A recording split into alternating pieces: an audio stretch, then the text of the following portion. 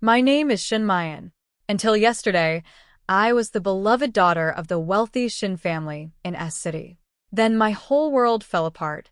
Right before the Spring Festival, my parents found out that I'm not their real daughter. 20 years ago, a servant woman switched me with their true baby. Their biological daughter, Lin Jiao, had been living in poverty all this time, while I grew up in luxury. When my parents learned the truth, they were furious. They brought Jiao home, gave her the family name, and removed me from the family register. When I saw them reuniting as a real family, I couldn't handle it. I hurt myself, begging them to let me stay. They only kept me because they were afraid I might do something worse. When I woke up this morning, my head was pounding, and then I saw something impossible. Strange floating text filled the ceiling, like comments on a screen. People were calling me horrible names: fake rich girl, schemer, ungrateful. They said I was manipulating my parents to keep living the good life. Some even mentioned something about an apocalypse novel, which made no sense to me. Then my mother, no, Mrs. Shin, came in. She was cold as ice. She told me never to call her Mom again. She said the only reason I could stay was because Jiao, their real daughter, was kind enough to speak up for me. But I wouldn't be a daughter anymore. I'd be Jiao's servant, cooking, cleaning, taking care of her. That was my punishment for the 20 years Jiao suffered in my place. I went downstairs for breakfast, and my old seat at the table was already taken. When I started to cry, my father slammed his bowl and yelled at me, saying I had no right to feel sorry for myself after what Jiao went through. But none of this was my fault. I didn't choose to be switched. I didn't make Jiao suffer. I was just a baby, same as her. I never planned to be ungrateful. I would have repaid their kindness 100 times over. Then Jiao, thin and timid, gently grabbed my father's arm and said, "Don't blame Mayan. She's a victim too." And those strange floating comments kept scrolling above me, mocking me, cheering for my downfall, waiting for something terrible to come. At breakfast, my parents, no, the Shuns, kept showering Jiao with love. Mrs. Shun held Jiao's hand and told her she never had to consider my feelings again. She repeated that I would serve as Jiao's personal maid, saying it was payback for what my birth mother did. Every word cut deeper into my heart. Jiao weakly protested, saying it didn't seem right to make me her servant. But Mrs. Shen brushed it off. If Jiao didn't want me around, she'd just kick me out and find someone better. The floating comments on the ceiling were going wild. Most of them cheered Mrs. Shun on and called me every ugly name they could think of. But among all the hate, I spotted one lonely comment that actually spoke up for me. She didn't do anything wrong. Her birth parents haven't even come to get her. Why is everyone blaming her? That person got attacked instantly by the others. They went quiet and disappeared. But that one comment hit me like a slap of truth. They were right.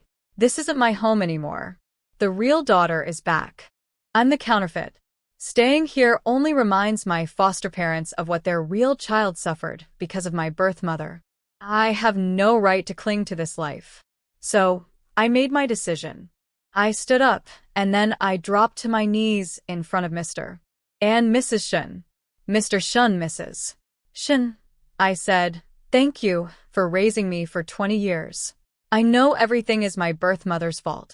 I feel terrible about what Jiao went through. I won't take up any more of the Shin family's resources. I'll leave and go back to where I came from. Someday, when I earn money, I'll repay you for everything you spent on me. No matter what my birth mother did to you, in my heart you will always be the parents who raised me. I will never forget that kindness." I bowed my head to the floor 3 times, hard enough that it echoed. Everyone was stunned. The Shuns, Jiao, even the floating comments. They couldn't believe I was actually choosing to leave on my own. Some said I'd finally come to my senses. Others insisted it was just another trick, that nobody would willingly walk away from this kind of wealth. I looked at those comments and felt helpless. What did they want from me? When I stayed, they cursed me. Now I was leaving, and they still cursed me. Mrs. Shin asked cautiously, "You really want to go? You're not going to threaten us again?" I glanced at the shallow scratch on my wrist and felt embarrassed. Yesterday's wound wasn't a real attempt. I'd been so upset and shaking that I accidentally cut myself. I would never gamble with my own life. I'm only 20. I have my whole future ahead of me, rich family name or not. I told myself, those 20 years as a wealthy daughter were just a dream. Now the dream is over, and it's time for Cinderella to wake up. Mrs. Shun, I've made up my mind. I'm going back to my real family. I won't bother you again. The moment I said it, both Mr. and Mrs. Shun looked visibly relieved. That hurt more than anything. They were glad to be rid of me. Mrs. Shin even sighed and muttered something about how no matter how much you invest in bad genes, you can't raise a true lady, as if I'd been some failed experiment. Mrs. Shun's tone softened immediately. Now that I was leaving voluntarily, she could afford to be nicer. Well then, come upstairs and pack your things. You'll want to catch the bus to the urban village before it stops running tonight. They weren't even going to drive me. After 20 years, I'd leave the way a stranger would, on public transit. Jiao Jiao followed us upstairs into my room, the grand master bedroom the Shuns had given me, decorated like a presidential suite. Jiao Jiao froze in the doorway, her eyes wide and wet. Mom, is this really going to be my home? She whispered. Mrs. Shin started crying and promised her everything, redecorating, shopping, whatever she wanted. I understood. To them, Jiao Jiao's amazement at a normal bedroom was proof of how much she'd suffered. Jiao Jiao came over to me quietly. She called me big sister and pulled me aside, so Mrs. Shin couldn't hear. Mayan, be careful around your birth mother, she warned me gently. She has a lot of problems. But your foster father and the other siblings are decent people. Try to stay close to him. I looked at her, this skinny, fragile girl who had every reason to hate me but was instead worried about me. Thank you, I said. I'm sorry for what my mother did to you. She shook her head. It's not your fault. We can't choose our parents. Just don't be too hard on yourself. Her kindness gave me a small spark of hope for whatever came next. When I started packing, I realized how little I could take. Every time I reached for a dress or a handbag, Mrs. Shin glared at me as if to say, nothing in this house belongs to you anymore. In the end, I only packed a few old, outdated clothes that nobody would miss. Mrs. Shin didn't object to those. Hurry up, she snapped. Jiao Jiao and I are waiting to go eat. I bit my lip and held back tears. I just wanted a few more minutes to look at this place, the home I grew up in, full of memories I'd never get to revisit. The floating comments were scrolling again. A few people actually said they felt a little sorry for me, Mrs. Shin was clearly going to throw all this stuff away anyway, so why not let me take it? But the majority shouted them down. She enjoyed 20 years of luxury. That's more than enough. Then someone mentioned the apocalypse again. They said money and diplomas wouldn't matter soon, only survival skills. They said Jiao Jiao was tough from years of hardship and would thrive, while I, pampered and soft, would be among the first to die. Strangely, that snapped me out of my sadness. If the world really was about to end, then these designer clothes and luxury handbags were worthless anyway. What mattered was staying alive. Are you done yet, Mrs. Shun's patience was running thin. Jiao Jiao gently tugged her arm. Mom, give her a little more time. She lived here for so long. Of course it's hard to let go, Mrs. Shin's expression flickered with worry, afraid I might change my mind and refuse to leave again. Mrs. Shun was getting nervous that I might change my mind, so when I walked toward the back of the closet and pulled out an old cardboard box, she crouched down beside me with a worried look. Mayan, I know it's hard to let go, but you should be grateful for what you've had, she said carefully. I smiled bitterly. Don't worry, Mrs. Shin. I'm leaving. I just want to take this box. It has my childhood memories. Is that okay? She peeked inside. A faded stuffed bunny I'd loved since I was little, a rattledrum missing a bead, and a handful of other small toys. Nothing expensive looking. She agreed right away. Sure, take it. We'd just throw it out anyway. Minutes later, I was pushed out the front door. It slammed shut behind me, heavy and final.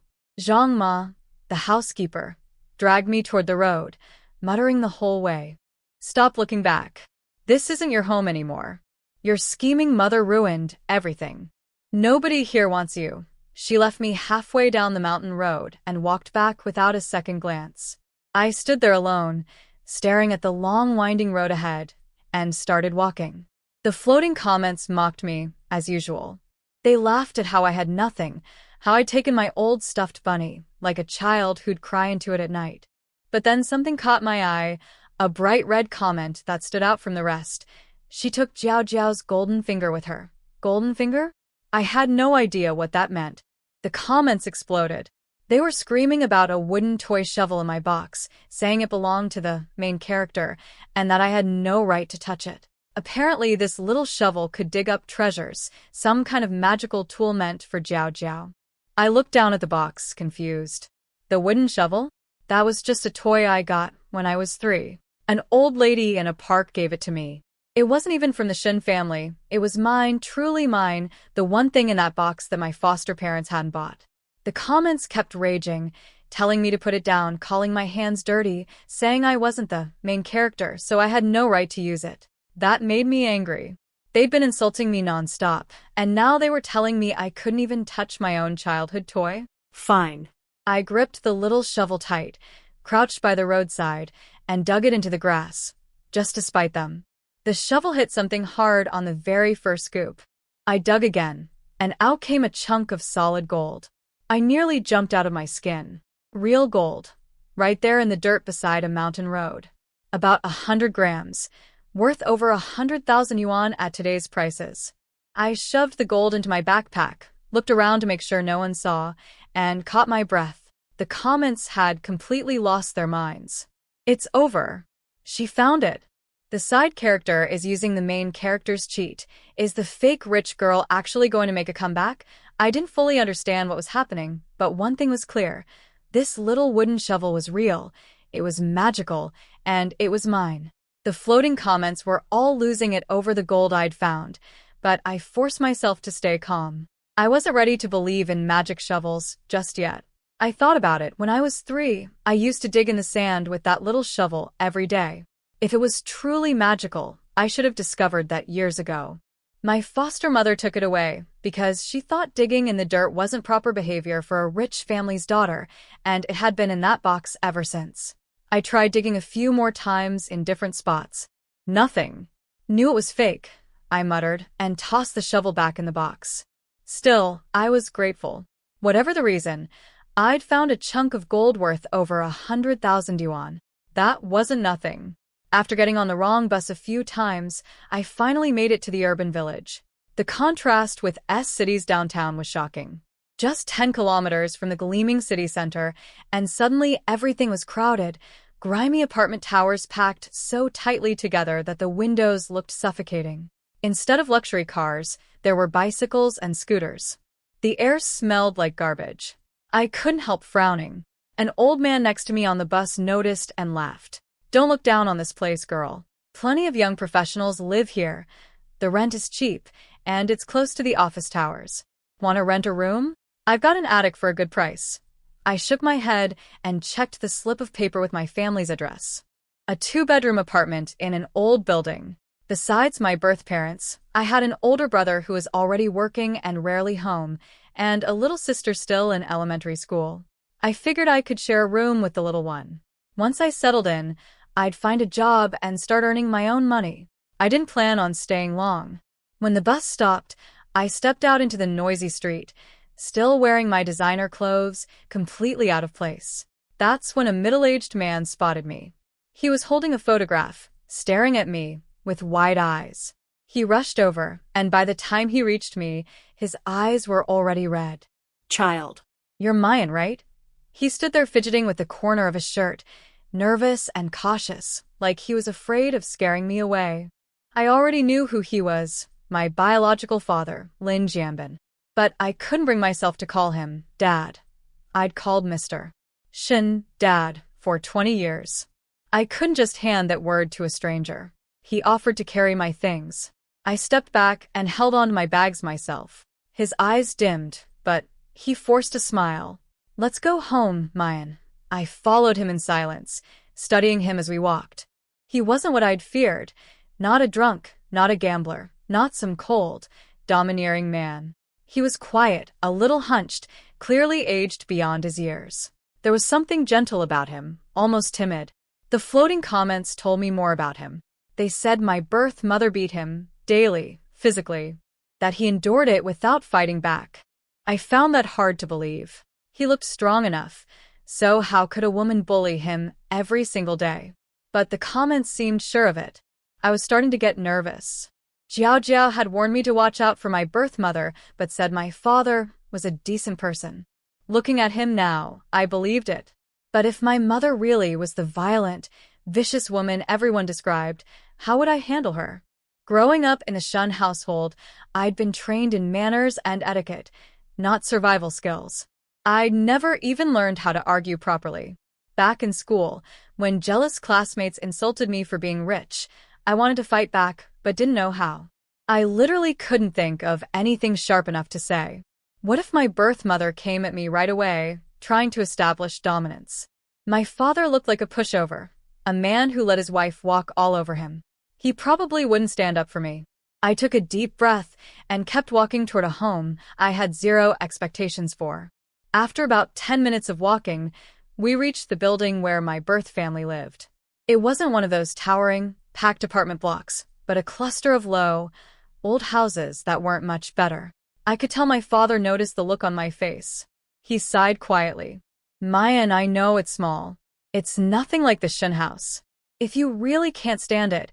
He was about to offer to rent me somewhere nicer, but I cut him off by walking inside. Let's just go. I'm already here. I kept my face blank because I didn't know what expression to wear. I wasn't happy, but I didn't want to seem ungrateful either. My father took my silence as disgust. He hung his head and followed me in. We squeezed through a narrow, dark hallway, stepped around a small pile of garbage, and reached a low door. My father warned me to duck. Beyond a short corridor, the space opened up into a small courtyard, and I was genuinely surprised.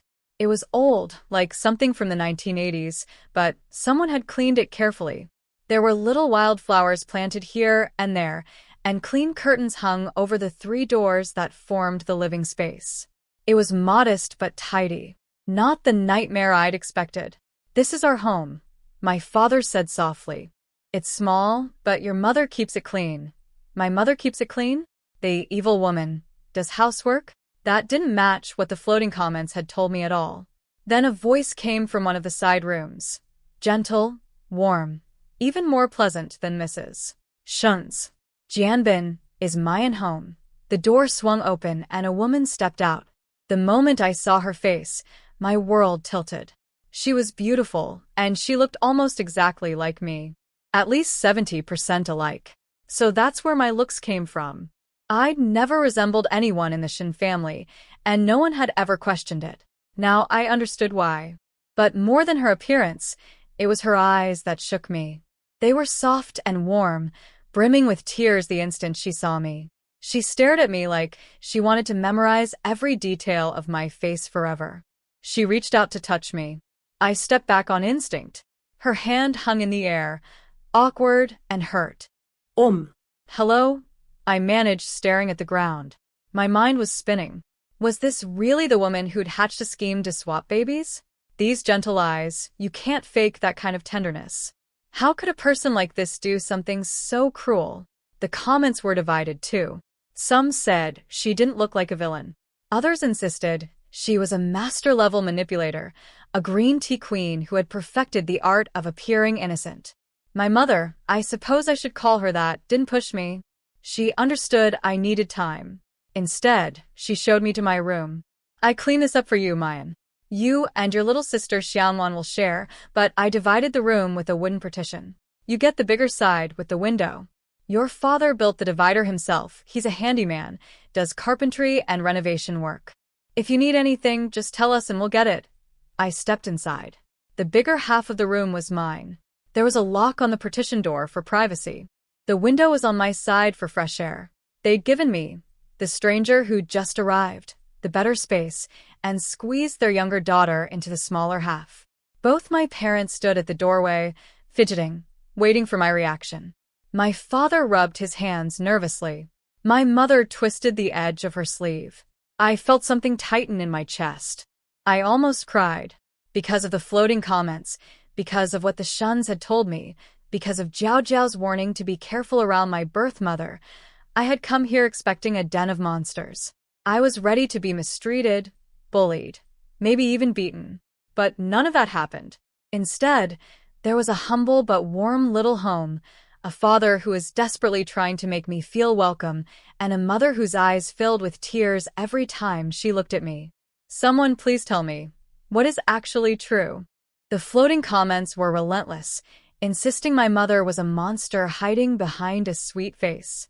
They pointed to Jiao Jiao's skeletal body as proof. Someone in this house had starved and abused her for years. They were convinced my mother was the culprit. But what I saw in front of me didn't match. My mother's eyes were gentle. Her manner was warm. There was no trace of cruelty in her face. The disconnect between the comments and reality was making my head spin. I decided to wait and watch. If she truly was the villain everyone said, she'd slip up eventually. No one can act forever. I stepped out of my room and told them I didn't need anything added. The space was fine as it was. Both my parents visibly relaxed. My mother glanced at my small backpack and box and asked carefully, "Mine, did the Shuns give you any trouble when you left? Did they hit you or say anything hurtful?" I studied her face, searching for hidden motives. The comments claimed she only wanted to know if I'd brought anything valuable home. But all I saw in her eyes was worry. "They didn't make it hard," I said lightly. "I chose to leave. I lived well for 20 years at their expense. I came out ahead." By then, a full meal was spread out in the courtyard. It smelled incredible, dishes with rich color and aroma, clearly made by someone with real skill. My stomach growled. I hadn't eaten a proper meal at the Shun house before leaving, and I was starving. "Your mother made all of this," my father said proudly. "Her cooking rivals any five-star restaurant," my mother blushed. "He always exaggerates. It's just home cooking." I picked up a piece of braised pork, trying to stay composed, and my eyes went wide. It was delicious. Genuinely delicious.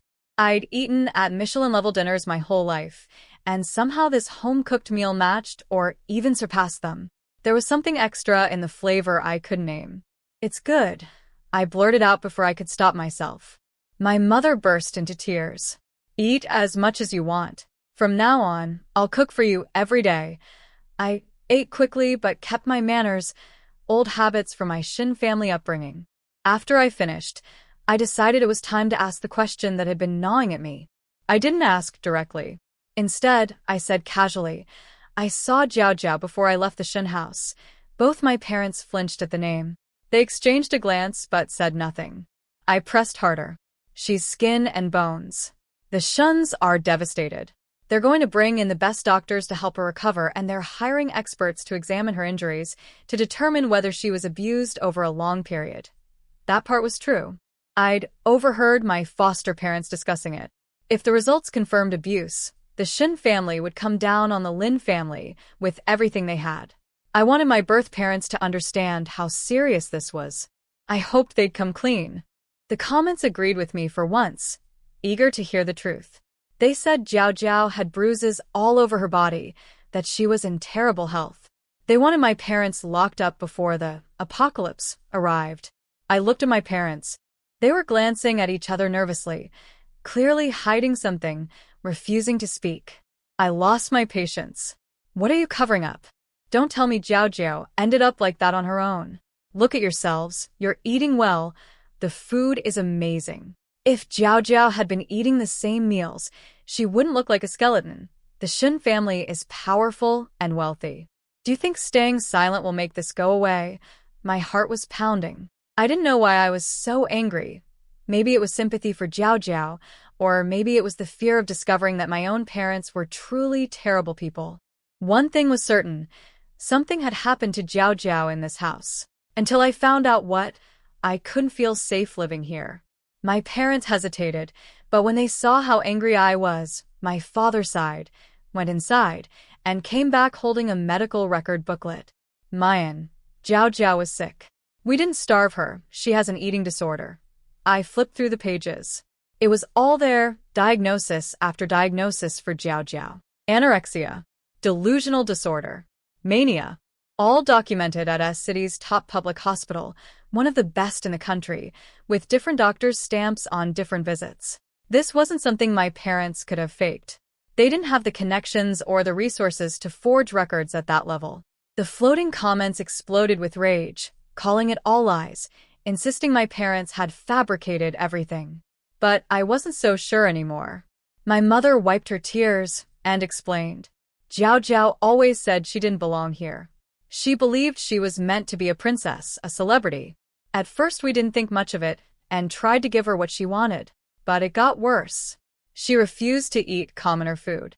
The doctors called it delusional disorder. They prescribed medication, but she wouldn't take it. According to my mother, Jiao Jiao's condition spiraled, from delusions to anorexia to violent episodes. Then both my parents rolled up their sleeves and pant legs, showing me bruises covering their arms and shins. Jiao Jiao had been hitting them. The comments went silent for a moment before erupting into fierce debate. Some started doubting themselves. Most still defended Jiao Jiao, claiming my parents had beaten each other and were blaming her. But a realization was forming in my mind. These commenters had a kind of godlike perspective. They seemed to know the future. But they saw everything through Jiao Jiao's eyes, as if she were the main character of a story. They'd even admitted they'd never seen the Lin family home before. Everything they knew about my parents came from Jiao Jiao's version of events. A chill ran through me. What if my parents were innocent?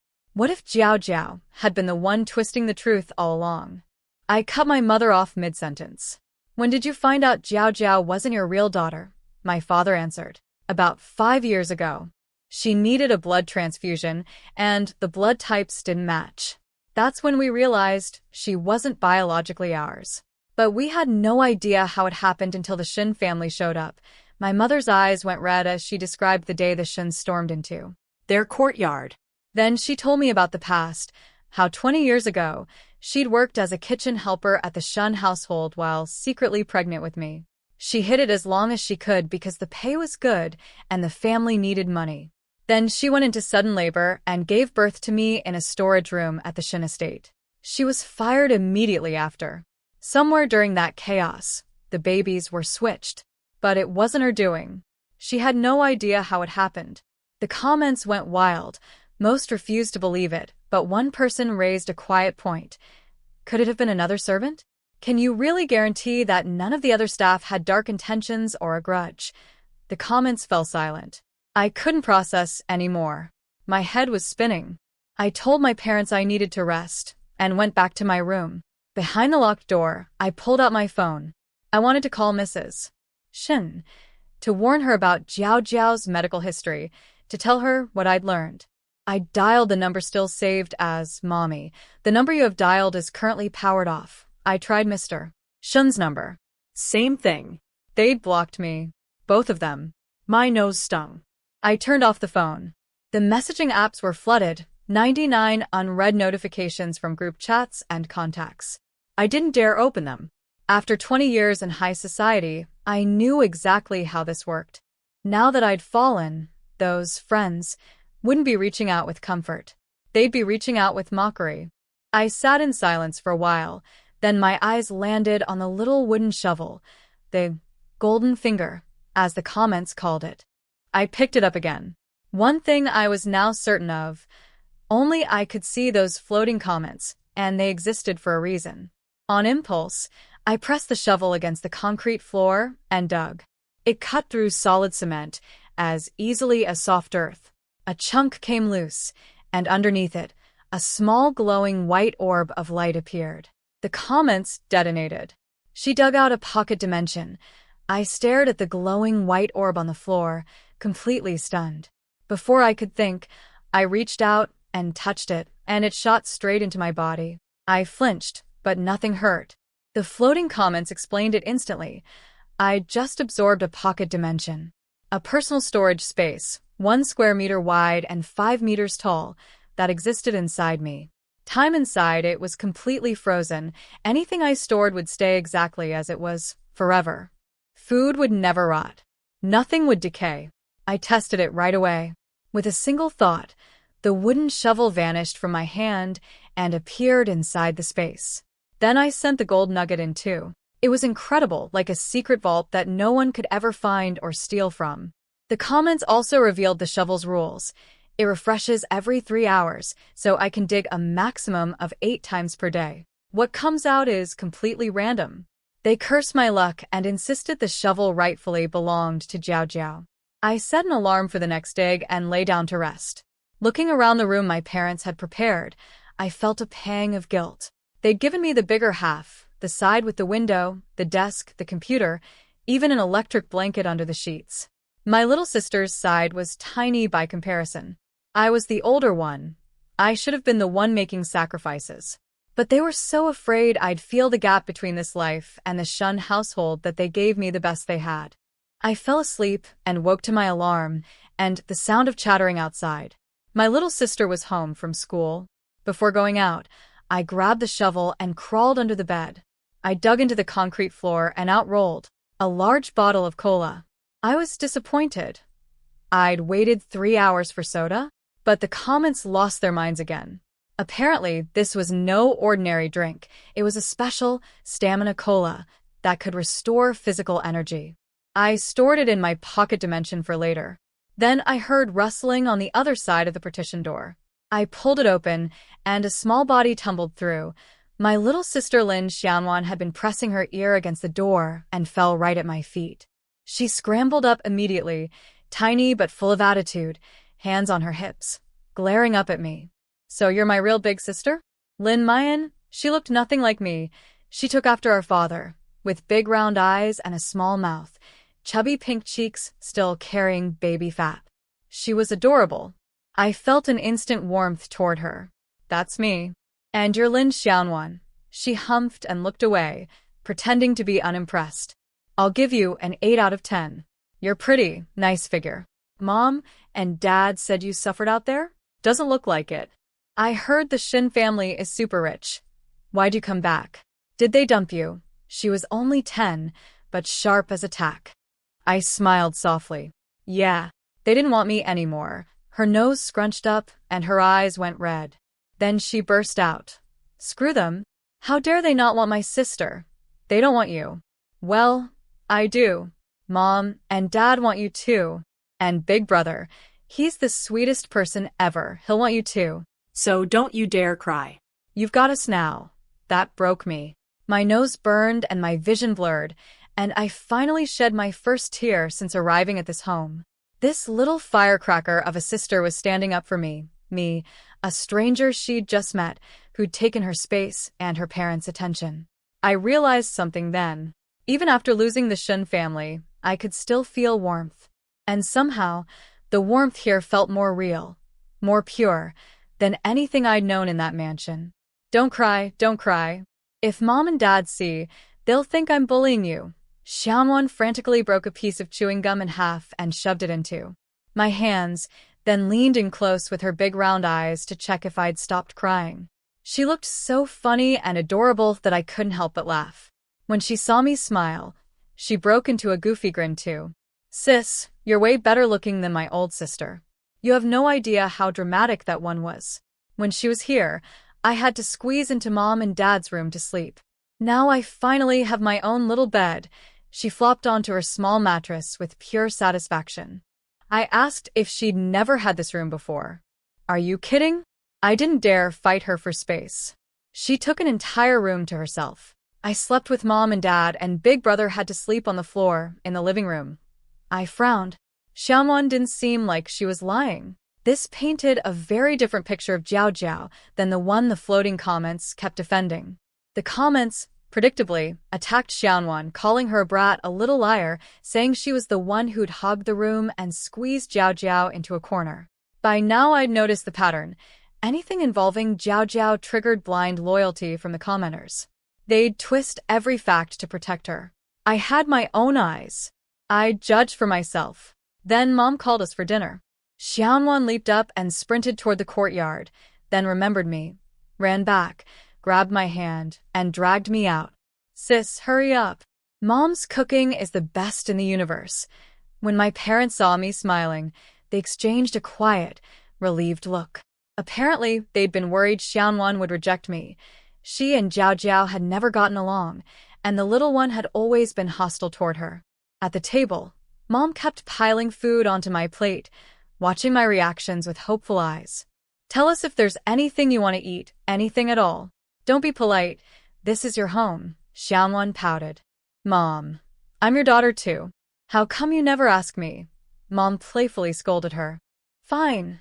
What do you want? Roasted pig trotters?" Xianwan flashed a toothy grin. Done. "I'll buy them tomorrow." The warmth around that table was infectious. I found myself smiling over my rice bowl, without realizing it. Then it hit me, this feeling was different from the Shun household. At the Shuns, meals were formal. Servants stood by. Nobody spoke while eating. I'd thought that was elegant, but now, watching Xianwan eat with grease all over her face while Mom wiped it off lovingly, and Dad sipping his little cup of wine, contentedly watching his family, I realized this was what family was supposed to feel like. No pressure, no performance. Just people who loved each other. I ate too much again. I was so full I had to fight back a burp, and I almost laughed at myself. So much for the perfectly poised heiress. Xianwan gaped at me. "Wow, sis, you eat a lot. But Mom and Dad say that's a blessing. You're way luckier than that Jiao Jiao." Oh wait, she's a Shin now. She was so picky about Mom's cooking. She'd say she wanted abalone and sea cucumber, that she was a princess and shouldn't have to eat garbage. Can you believe that? Mom gently poked Xianwan's belly to shush her, and the little one stuck out her tongue. I sat there thinking. Since seeing Jiao Jiao's medical records, I'd already been doubting the story I was told. Now, between Xianwan's account and what I'd witnessed myself, it was becoming clearer. Jiao Jiao might have been putting on an act the whole time. And if that was true, she was now in the Shun household, with my foster parents who adored her unconditionally. What would she do to them? I'd tried calling them that afternoon. Both numbers were blocked, but they raised me for 20 years. They deserved to know the truth. At the very least, that Jiao Jiao had serious medical conditions that still needed treatment. After dinner, we chatted a while. My parents mentioned my older brother, Lin Xiao. He just graduated and was working at a real estate agency in the city, living in company housing. He'd wanted to come home to meet me, but couldn't get time off as a new employee. I told them I didn't mind. I went back to my room. Xiaomon settled into the living room to do homework, and everything went quiet. Before bed, the shovel's timer refreshed. I slipped outside, ready to try my luck again. 3 digs so far, gold, a pocket dimension, and stamina cola. Not bad at all. I wondered what I'd find this time. Nobody noticed me slip out that evening. The urban village was alive at night. Street vendors setting up stalls, exhausted workers trudging home under the moonlight, some still in their office suits. By day, they were nobodies in cubicles. By night, they were the fathers and husbands holding their families together. I was starting to warm up to this place. Yes, losing my identity as a Shun heiress hurt. But I was also realizing something. For the first time in my life, my future was entirely my own. No family business waiting for me, no arranged social events, no matchmaking with wealthy heirs, no political marriage. I was just a free, ordinary girl. I wandered to a quiet spot near a small lake at the end of an alley. No one was around. I crouched down, pulled out the wooden shovel, and dug. This time, I pulled out a key. Just a plain-looking door key. The comments were confused too, nobody recognized it. They said Jiao Jiao had never dug up a key before. Most figured it was useless junk since there was no address attached to it. They were actually relieved I'd finally gotten something worthless. I was disappointed, but I pocketed the key and quietly went home. The next morning, I woke to something strange. My parents were already up at dawn, and my mother was remarking on the weather. It was freezing yesterday, but today there's blazing sun, and the temperatures jumped over 10 degrees. How odd. Before I was even out of bed, my older brother Lin Xiao had rushed home. He'd come early before work just to check on me, his newly discovered real sister. He was tall, lean, with a handsome face and a bit of stubble that made him look mature. My parents were thrilled but also worried about how tired he looked. He wanted to ask if I was difficult, if I had a spoiled rich girl attitude, if I'd looked down on the family. But he held his tongue. He'd already decided, no matter what kind of person I was his sister. Mom told him everything with a beaming smile. Your sister is wonderful. Good personality, good temper, doesn't look down on us one bit. She even said my cooking was delicious and ate a huge bowl of rice. She and Xianwan are already sharing a room and getting along. Lin Xiao let out a huge breath of relief and grinned. Then he had to rush off to work. Apparently, he'd landed a big real estate deal involving the hillside villas, the same neighborhood where the Shin family lived. He was also planning to check on Jiao Jiao while there. Despite everything, he still worried about her. He admitted to himself that Jiao Jiao's personality was difficult, sensitive, unpredictable, needing sedatives during her manic episodes, timid, and overly cautious the rest of the time. Living with her had meant the whole family walked on eggshells. By the time I threw on clothes and ran outside, I'd just missed him. Your brother left a few minutes ago, Mom said. The floating comments were going wild, but not with their usual hatred. They were all swooning over how handsome Lin Xiao was. These same people who'd condemned every member of my family were suddenly melting because my brother had a nice face. I could barely keep myself from rolling my eyes. I washed up and went to wake Xianwan. She was drenched in sweat, kicking off her blankets. It's so hot, she groaned. She was right. The thick floral pajamas Mom had given me felt comfortable last night, but this morning they were suffocating. It was barely dawn, and already sweltering. Yeah, it really is. What's the temperature supposed to be today? Something felt off. Yesterday was the dead of winter. Today felt like summer had arrived overnight. I checked my phone. Nearly 20 degrees. In the dead of winter. That's not normal. Sweat was already beading on my forehead.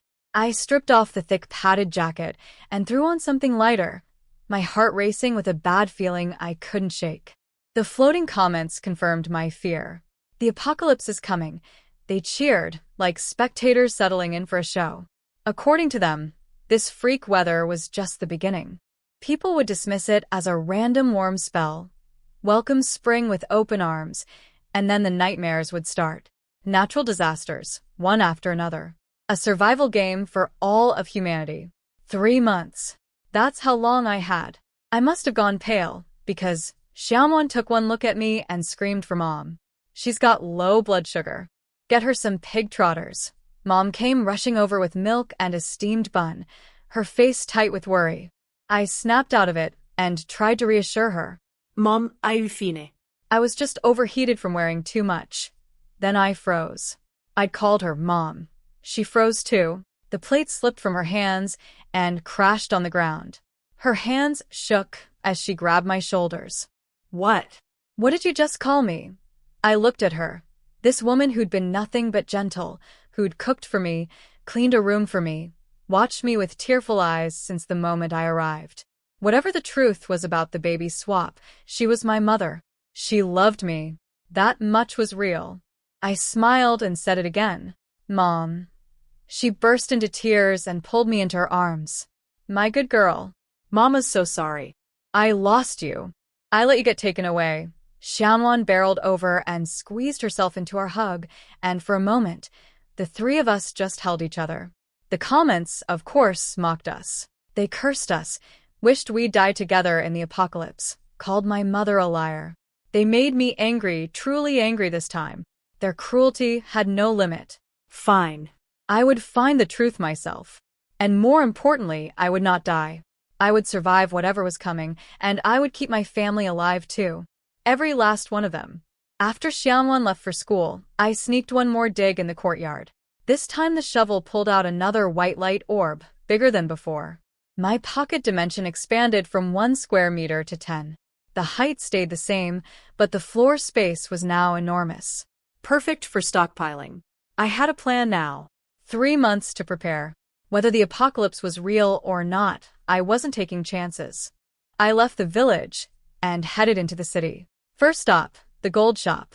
I sold the gold nugget for nearly 100,000 yuan. In my old life, that was pocket change. Now it was a fortune. I couldn't ask my parents for money. They were already in debt. Dad, worked irregular construction jobs. Mom scraped by with odd work. My brother had just started at a real estate agency and barely earned enough. And there was still Xianwan's school expenses. I had 2 degrees from a top university, courtesy of the Shen family's resources. I could land a high-paying job easily. But if the world was ending in 3 months, job hunting would be pointless. I went straight to the wholesale food market and ordered 100,000 yuan worth of rice, flour, cooking oil, and dry goods. The shop owner didn't bat an eye. It wasn't an unusual bulk order. I arranged a pickup time and left. 3 hours later, the shovel refreshed. I ducked into a public restroom, found a corner, and dug. Out came a piece of raw jade, a premium jadeite stone of extraordinary quality. Even by my conservative estimate, it was worth at least 20 million yuan. I rushed to an antique market and walked into a jade shop. The old man behind the counter barely glanced at me. Just another young person, not worth his time. I knocked on the glass.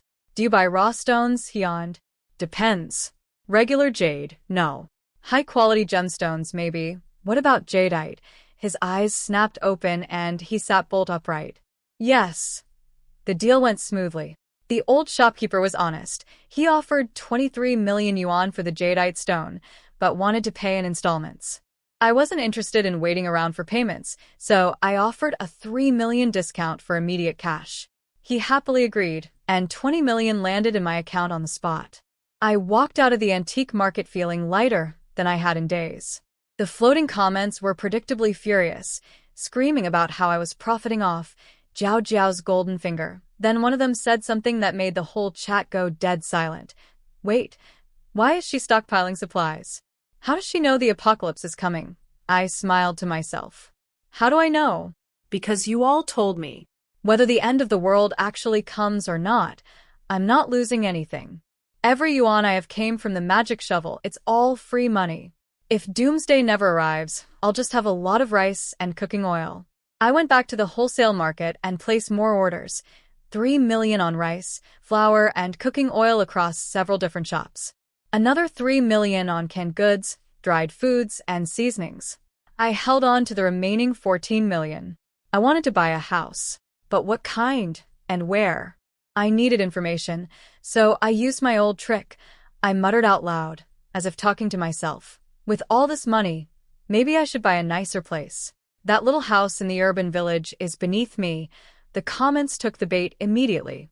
While most of them hurled insults, the analytical types started debating where would be safest during the apocalypse. I watched carefully and pieced together the key details. In the early months, there would be extreme swings between deadly cold and brutal heat, so the house needed strong insulation and reliable heating and cooling. Then would come months of non-stop heavy rain, eventually overwhelming city's drainage systems and flooding lower areas. Higher ground meant safety. The highest point in city was the hillside villa district, exactly where the Shen family lived. No wonder the comments had mentioned Jiao Jiao, leading people through the apocalypse from the Shen villa. That area was the safest ground in the city. But here was the problem. 14 million yuan couldn't even buy a bathroom in that neighborhood. Those villas existed in a completely different financial universe. Even if I dug treasures nonstop for years, the odds of earning enough were slim. Still, I figured I was already out, might as well take a look. Maybe some desperate seller had a haunted house going cheap. I called a car and headed for the hillside villas. The driver kept glancing at me in the mirror, clearly curious about a young woman going to the most exclusive address in the city. "Miss, do you live up there?" I stared out the window at the familiar roads rushing past and sighed. "I used to." He didn't ask anything else. I could almost see the words, "fallen from grace," forming in his mind. At the entrance, the security gate was as imposing as ever, practically military grade. I used to walk through here with my chin up, completely at ease. Now I felt like an intruder. The guard on duty recognized me immediately. "Miss Shen, welcome back." He hadn't heard the news yet. I nodded calmly and walked through without being stopped. The villa district covered an entire mountainside, with massive properties spread far apart. Walking anywhere took forever. The guard offered to call a shuttle, but I declined, saying my driver would come later. I didn't want to risk running into the Shuns. I didn't want to hear whatever sharp, bitter words they might throw at me now. In my memory, my foster parents were still warm and graceful. I wanted to keep them that way, frozen in the version of them that had loved me. My first 20 years might have been a beautiful illusion, but those memories deserved to stay intact. I'd been walking so long my legs were giving out. Then I remembered the stamina cola in my pocket dimension. I pulled it out, took one small sip, and screwed the cap back on. Too precious to waste. Within seconds, energy surged through my entire body. It was like being recharged from 0 to full. I felt like I could sprint 5 kilometers without breaking a sweat. Whatever was in that drink, it was no ordinary soda. The comments threw their usual tantrum about me using Jiao Jiao's resources. I was getting used to it. They spent all day breaking down and rebuilding their outrage. I honestly wondered where they found the energy. Feeling refreshed, I pulled out the wooden shovel. 3 hours had passed. Let's see what this prime real estate had buried in it. One dig, and 3 green orbs of light rose from the ground. The comments identified them before I could even guess. Green space. A farming dimension. I could plant seeds inside it and grow fresh fruits and vegetables at incredible speed, harvesting one crop after another with almost no effort. It was like having an infinite garden. I pulled the 3 green orbs into my body. A 30-square-meter plot of farmland appeared in my mind, separate from the white storage space. I was overjoyed. This meant I didn't need to stockpile as many vegetables. I could just grow my own endlessly. The hillside villa district really was blessed ground. I made a mental note to dig here again in 3 hours. I kept walking, heading toward the property management office to check if any villas were for sale. But before I got there, a squad of security guards rushed past me, their captain barking into a walkie-talkie. I'm bringing backup now. Keep Mrs. Shin calm and restrain the intruder. My heart dropped. An intruder at the Shun house? I followed them at a distance. Whatever had happened between us, the Shuns raised me for 20 years. If they were in danger, I couldn't just walk away. When I reached the Shun villa, I hid nearby and watched. The guards had a young man in a suit pinned to the ground. He didn't look like a criminal at all. Mrs. Shun stood over him, arms crossed, looking imperious. He barged in here raving about seeing his sister. He scared my daughter. Call the police. And how did your security even let him through? Then the comments confirmed what I'd already suspected. That was Lin Xiao, my brother. He'd come to check on Jiao Jiao and Mrs. Shun had him arrested as an intruder. The comments assumed Jiao Jiao must not be home, because surely kind, sweet Jiao Jiao would never let this misunderstanding happen. But I knew better. Where would Jiao Jiao go? She'd only been at the Shin house for a day. And if she were out for a medical checkup, Mrs. Shun would be with her, not standing here.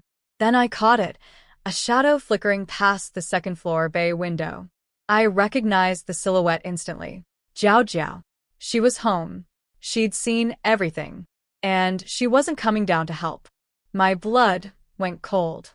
That day at the Shun house, Jiao Jiao had whispered to me so sweetly, "Be careful of your birth mother, but your father is good, and your siblings are nice." If she truly believed Lin Xiao was a good person, and the comments confirmed they'd had a decent relationship, then why was she letting Mrs. Shin treat him like a criminal? I couldn't stand it anymore. I stepped out from my hiding spot. Wait. I know this man. He's not dangerous. I'll vouch for him. Everyone turned to look at me. The guards, Mrs. Shen, even Lin Xiao, who craned his neck up from the ground to see who was speaking up for him. The guards looked confused. Mrs. Shun, Miss Shun is right here. If she says he's not a threat, then maybe. They still thought I was Miss Shun. If I could smooth this over, they wouldn't have to file a report either. Mrs. Shun's face cycled through a dozen expressions the moment she saw me. I could read the suspicion in her eyes. She was already wondering if I'd come crawling back to reclaim my place. Mrs. Shin clearly didn't want the baby swap scandal spreading through the villa district. The security guards still didn't know the full story, and she wanted to keep it that way. So she forced a smile and waved them off. Just a misunderstanding. You can go. I'll handle it. I rushed to help Lin Xiao up. His face was swollen and bruised, and he was clutching his ribs. They'd beaten him badly. I could see the guards still holding electric batons. Who gave you permission to do this? I snapped at them. What if you'd seriously injured him? How would you answer for that? The guard who'd done the hitting looked nervously at Mrs. Shin. She avoided his eyes. That told me everything. She'd ordered it. She hated the Lin family so deeply that when my brother showed up asking to see the girl he'd cared for as his sister for 20 years, she had him beaten like a common thug. The woman I once knew as my gentle, gracious mother. How had she become this person? Lin Xiao tugged at my arm. It's okay, I'm fine. Let's just go. Can you take me to a hospital? He didn't want trouble. He was protecting me from making enemies of the Shuns. But more than that, I could see the hurt in his eyes. He'd come here because he was still worried about Jiao Jiao, worried her difficult personality would cause problems in the Shun household. He'd wanted to check on her, maybe stand up for her if needed. He told me later how Jiao Jiao had changed during her teenage years, how she'd grown obsessed with the idea that she was a princess who deserved luxury, how she'd cursed their parents for being poor, how she'd refused to eat, and turned violent. And when she finally learned she was the Shin family's real daughter, she'd burned her clothes, thrown away everything the Lin family had ever given her, and looked down at them with contempt. Keep rotting in this garbage dump. I'm going to enjoy my real life now. She'd left without a shred of gratitude. And Lin Xiao had still come to make sure she was okay. But she wouldn't even come downstairs to save him. I'd seen her shadow at the second-floor window. She was watching the whole thing. I stared at Mrs. Shin. I wanted so badly to look at her the way I used to, with that warm, adoring gaze of a daughter who loved her mother. But I couldn't. She'd become a stranger to me. Everything about this house felt foreign now, as if the home I'd lived in for 20 years had been replaced by something cold and unrecognizable. Mrs. Shin squirmed under my gaze and offered to send us to the hospital in one of her cars. I refused. No need. I'll take him myself. But Mrs. Shin, in the future, please don't assault people from the Lin family on sight. It's not becoming of a lady of your status. I paused, then added.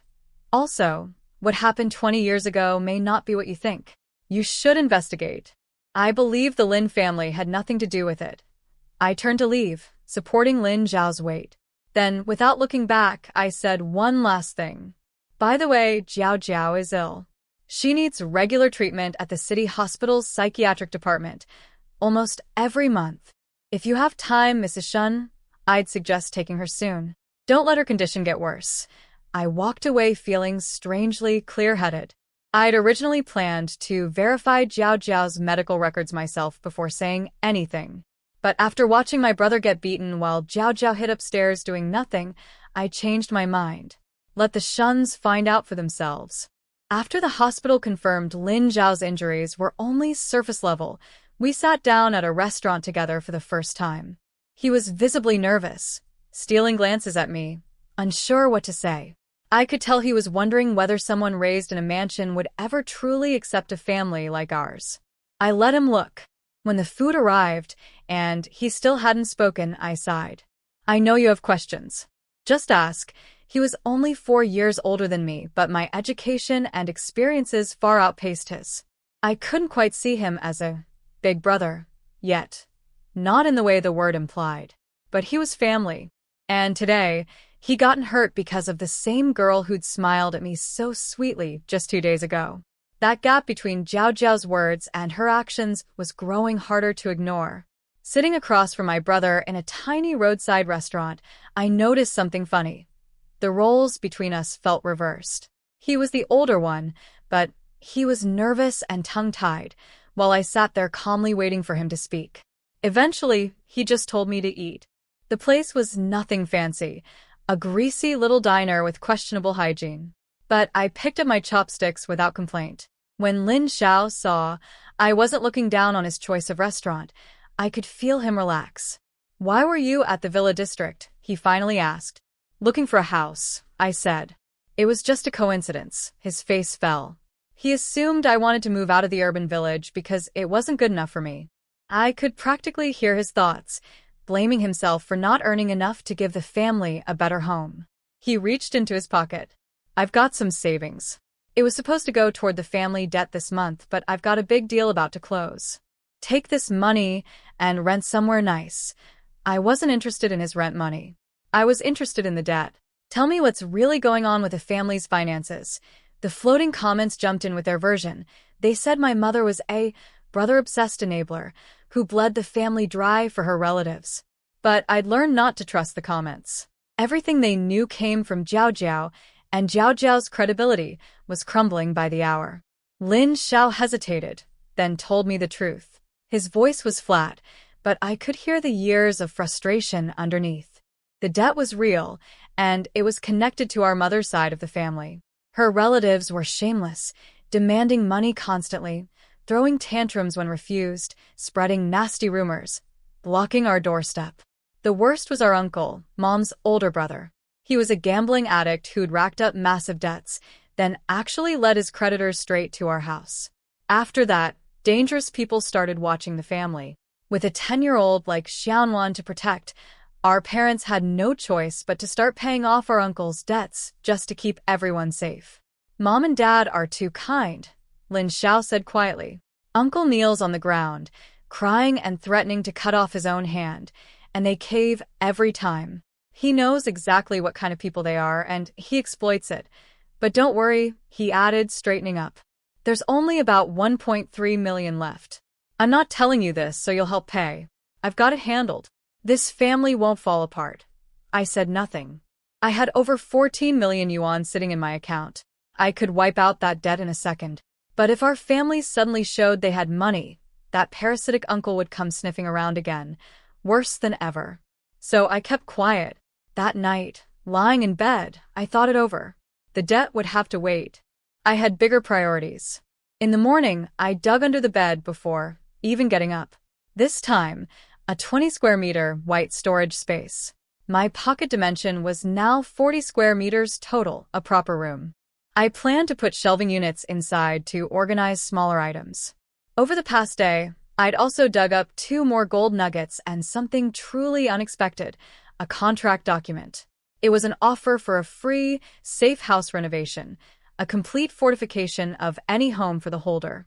The specifications listed in it were beyond my understanding, but the instructions were simple. Sign my name on the last page, and a construction team would come do the work. I stared at the contract with a mix of excitement and dread. Storage dimensions, stamina potions, farming spaces, and now an apocalypse-proof shelter renovation? Everything I was digging up pointed to one conclusion. The end of the world wasn't just the ramblings of floating text on my ceiling. It was really coming. I examined the mysterious key again that morning. Everything the shovel had produced so far turned out to be useful, so this key had to mean something too. I just couldn't figure it out yet. I tucked it away and headed out. Dad had already left for work, Xianwan was at school, and Mom was at home doing handicrafts for extra cash. I told her I'd be out for the day. That was the nice thing about this family. Nobody interrogated me or made demands. I was free. I had a lot of ground to cover, so I rented a small pickup truck, good for driving around and hauling a bit of cargo. First, I cashed in the gold nuggets. Then I headed to the wholesale market where several shop owners were already waiting for me. Young lady, that little truck can't carry all this. Give me an address and I'll deliver, one of them offered. He was right, but I couldn't have truckloads of supplies showing up at a tiny courtyard house in the urban village. That would raise too many questions. I needed a warehouse. I called Lin Xiao. His real estate company handled everything from factory leases to cemetery plots. Finding me a warehouse would be easy. He didn't ask a single question. Within minutes, he'd secured one near the market, 10 minutes away by car. After arranging delivery, I drove to a garden supply store and loaded up on seeds and seedlings for my farming dimension. The pickup handled those just fine. The floating comments were stunned watching me haul bags of seeds into the truck bed with my own hands. They'd always assumed I was a pampered princess who couldn't lift a finger. She's faking it, some insisted. She's performing for sympathy. But then others pointed out, performing for who? There was nobody here to impress. The truth was, nobody at the Shun house had ever really known me. Everything was always done for me there, so I never had the chance to show what I was capable of. People assumed I was fragile and helpless. Even Mrs. Shen was convinced I'd come crawling back because I couldn't handle ordinary life. But I'm the kind of person who acts when action is needed. I'm not as delicate as they think. While driving, I tried not to read the comments, but one name jumped out and stung me. Rong Mukin. Mukin was the heir to the Rong family, even more powerful than the Shuns.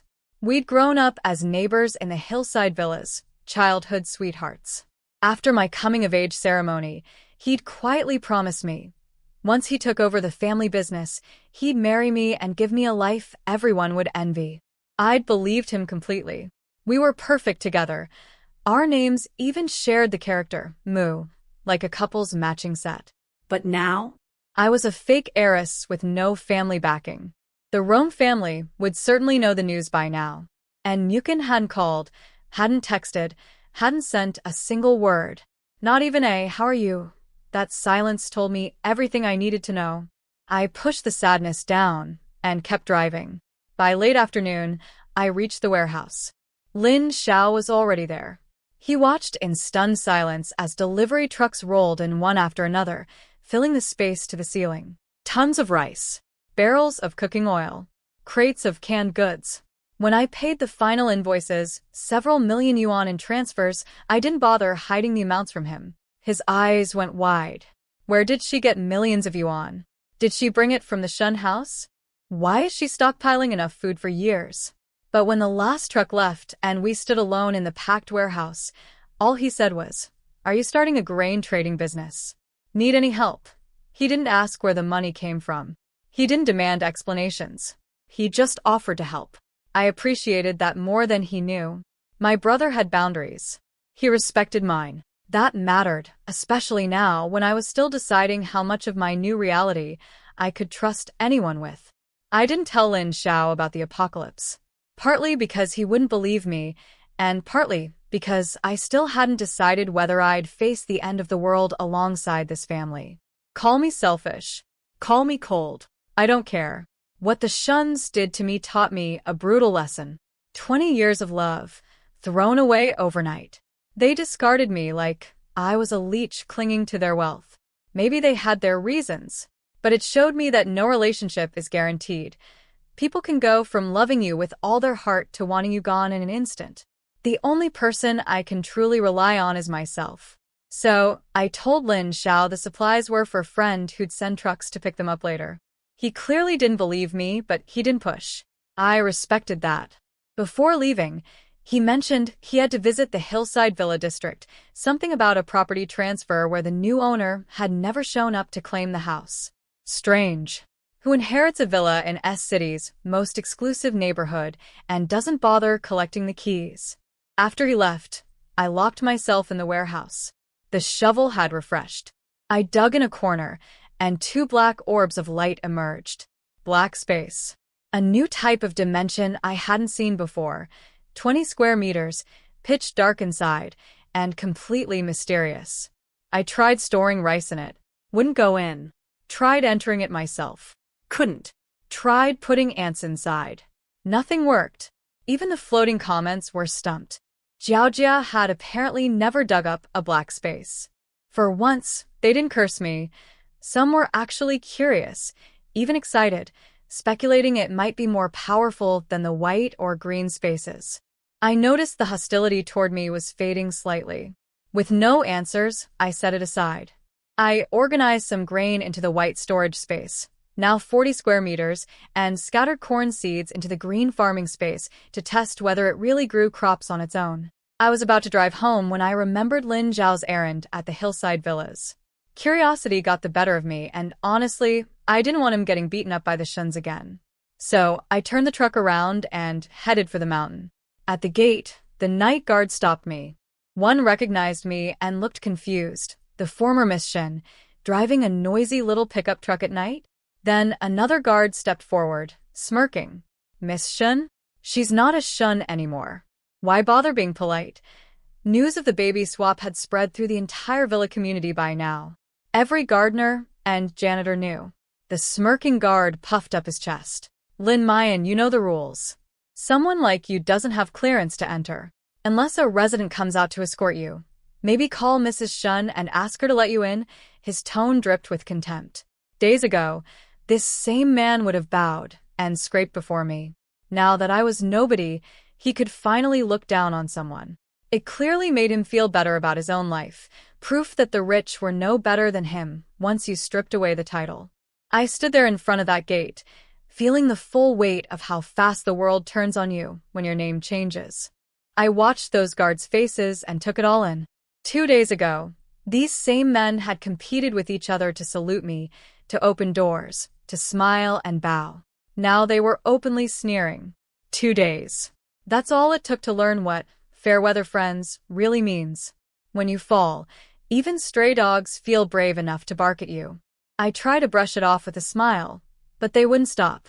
They offered, with exaggerated politeness, to call Mrs. Shin on my behalf, as if I were a beggar asking permission to enter. Then they told me to move my dirty little truck out of sight so I wouldn't offend the distinguished residents taking their evening strolls. That's when I snapped. Don't push it. I may not be a resident anymore, but I can still file a complaint with property management. Is this how your training manual says to do your job? Yes, I left the Shin family. So what? You just want to laugh at the fallen heiress? Go ahead, laugh all you want. I don't care. But people like you who grovel when someone's on top and spit on them when they're down, nobody respects that, no matter what title you carry. You're the real clowns here. They went red in the face but couldn't come up with a single comeback. I turned away and called Lin Xiao. He came running, literally running, drenched in sweat despite the winter night. He wasn't allowed to use the shuttle service or even ride a bicycle inside the compound. Only residents and VIP guests got those privileges. Real estate agents like him had to walk, and some villas were hours away from the gate on foot. He'd gotten lucky and borrowed a hoverboard. Sorry, I'm late. What do you need? I told him I wanted to see the unclaimed villa. As we walked past the guard booth, the whispers followed us. Her brother's a real estate agent? Huh, the Lin family's drowning in debt. I bet she keeps coming here to beg the Shuns for money. I heard her birth mother was a maid who swapped the babies. Tortured the real Shin daughter for 20 years. Disgusting family. Lin Xiao heard every word. His eyes went red, and his fists clenched. He could tolerate insults about himself, but not about our family, and not about me. He wanted to confront them. I stopped him with a look. Let it go. They spend every day bowing to wealthy people and watching luxury cars roll past. They've been holding in their resentment for years. Now someone like me shows up, a fallen princess, and they finally get to feel superior. I'm not going to take that away from them. Let them talk. He took a shaky breath and followed me inside. After a while, I noticed he was still fuming silently. You're not very good at arguing either, are you? I asked with a small laugh. He blushed and ducked his head. My mouth's too slow. I can never think of anything sharp enough to say. I smiled. We were alike in that way, raised differently, on opposite ends of the wealth spectrum, yet neither of us knew how to fight with words. Those guards could sling insults all day. If we tried to match them, we'd only embarrass ourselves. Forget them, I said. Let's go see that villa. If the apocalypse was really coming, these people wouldn't have much time left to feel smug. I let it go. Lin Xiao and I walked side by side through the villa district. Residents we passed gave me curious looks. They all recognized me, and they all knew the story by now. At least they had the decency not to mock me to my face, unlike the guards. What they said behind my back was another matter. Then the path ahead went quiet, and I felt something shift in the air. I looked up, and there was Mrs. Shin, walking straight toward us with Jiao Jiao at her side. Mrs. Shin grabbed Jiao Jiao's arm to steer her away, but Jiao Jiao stopped, blinked at me as if surprised, and walked over on her own. Mayan, what are you doing here? She saw Lin Xiao standing right beside me. She deliberately avoided his eyes and didn't greet him at all, as if the brother who'd cared for her for 20 years was invisible. I could feel Lin Xiao deflating beside me. I nodded politely at Jiao Jiao, then greeted Mrs. Shin.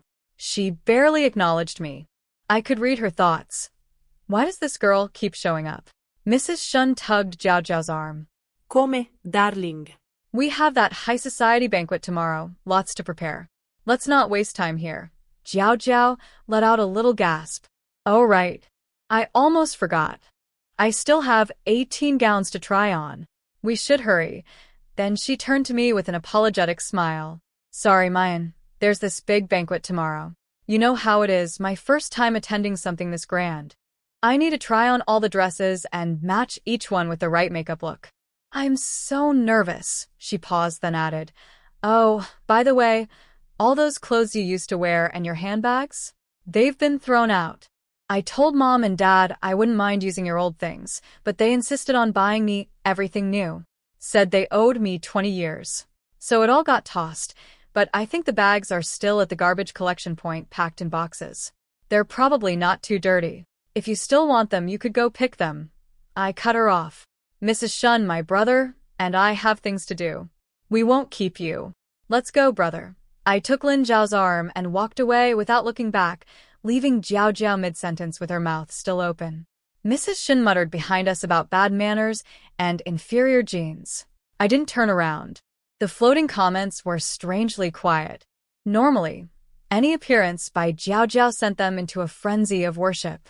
But this time, the silence stretched on uncomfortably. Then, slowly, does anyone else feel like Jiao Jiao seems different? What she just said, why did it sound so? The chat went dead. I wasn't surprised. What Jiao Jiao had just done was textbook manipulation, dressed up in sweetness. She dangled the banquet in front of me, knowing it used to be my world. 18 gowns, custom makeup, a glittering evening. All things that had been mine, now hers. She'd rubbed it in while pretending to be flustered and innocent. And then the masterstroke, telling me my old clothes had been thrown in the garbage, but helpfully pointing out I could still go dig through the trash to retrieve them. She was essentially inviting me to become a garbage picker.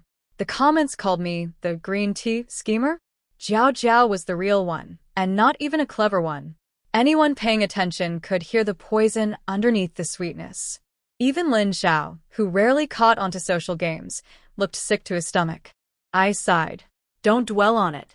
She chose not to acknowledge you as her brother. Some people aren't worth missing. He let out a quiet and hung his head. He understood now. Jiao Jiao had always looked down on the Lin family for being poor. Now that she was a Shun, she'd never willingly associate with us again. From here on, we lived in separate worlds. The Lin family at the bottom, and Shun Jiao Jiao climbing toward the clouds, looking down at us from a height we could never reach. The roar of an engine cut through the quiet, and a deep blue Rolls-Royce pulled up beside me. The window rolled down, and there he was, Rong Mukin, with that handsome, confident face I knew so well. Mayan? It's really you? His eyes lit up the moment he saw me. My heart lurched. Mukin, you're back in the country. The floating comments went haywire. Apparently, he wasn't supposed to be here yet. In their version of events, he was supposed to return only after the apocalypse began, fighting his way back from overseas. And according to them, he and Jiao Jiao were destined to fall in love. He was supposed to be her romantic interest, not mine. Mukin laughed it off, saying our friends had been spreading ridiculous rumors about me being swapped at birth, and that he'd scold them for joking about something so serious. I stopped him. They're not joking. I'm not a Shun. I left the family days ago. I couldn't look at him. I was terrified of what I'd see in his eyes. I grabbed Lin Zhao's arm and tried to leave, but Mukin blocked my path. Wait, don't go. Before he could finish, a familiar voice rang out behind us. Mukin, you're back. Mrs. Shin came hurrying over with Jiao Jiao in tow, all smiles and warmth she'd never show me again. She positioned Jiao Jiao under a streetlight so Mukin could get a good look, then introduced her proudly. This is Jiao Jiao, our real daughter. She's your age. Our families are close. You'll be seeing a lot of each other.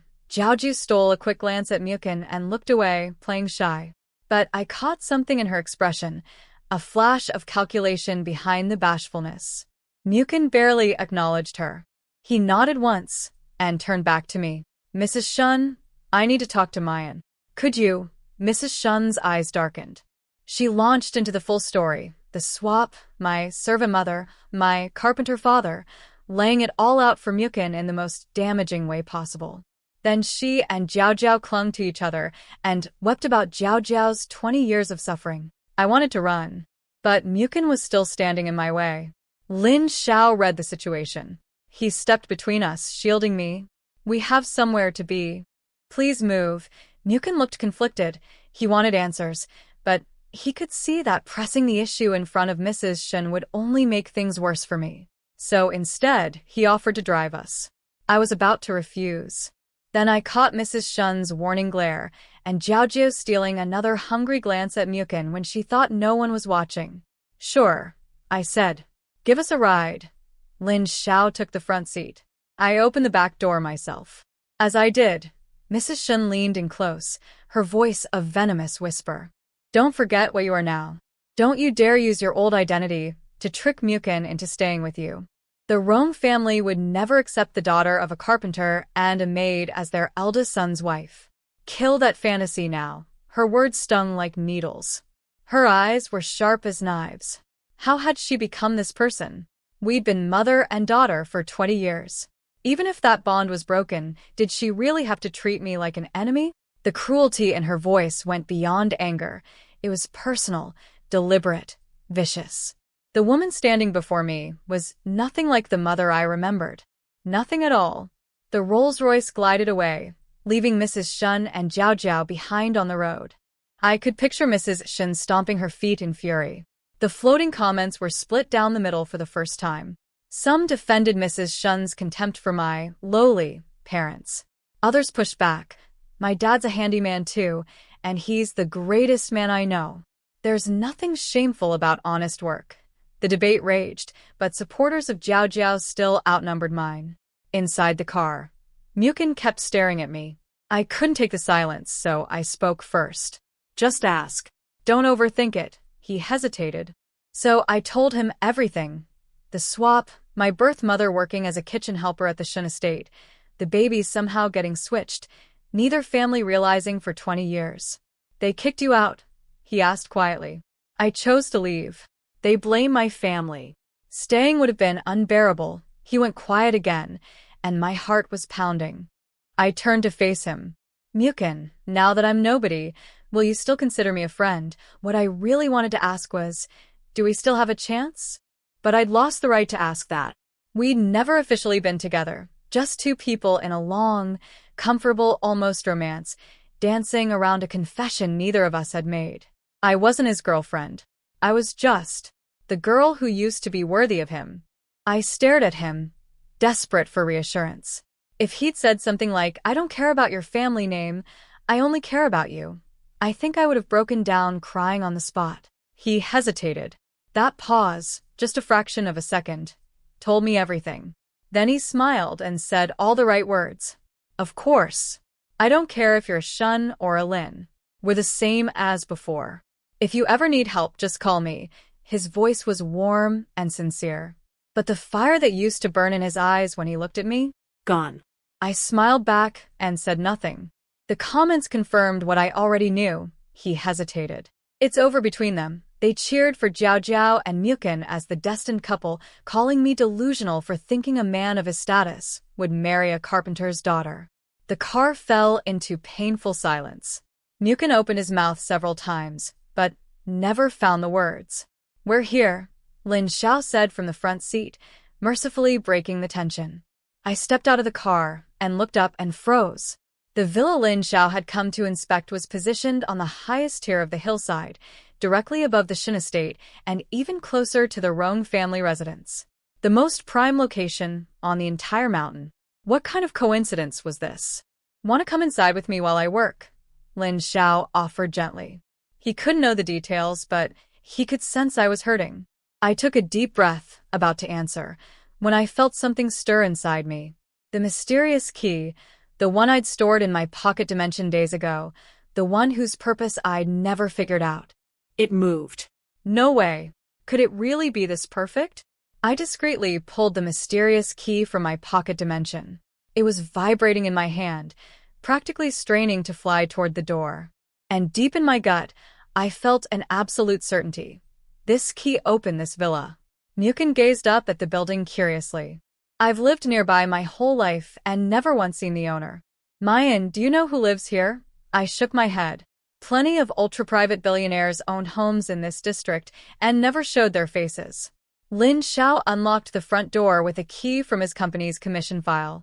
Inside, the place was covered in cobwebs and dust, clearly abandoned for years. A villa worth billions of yuan on S-City's most prized land, sitting empty like a haunted house. Unbelievable. Lin Xiao explained. The transfer documents appeared out of nowhere at our CEO's office a few days ago.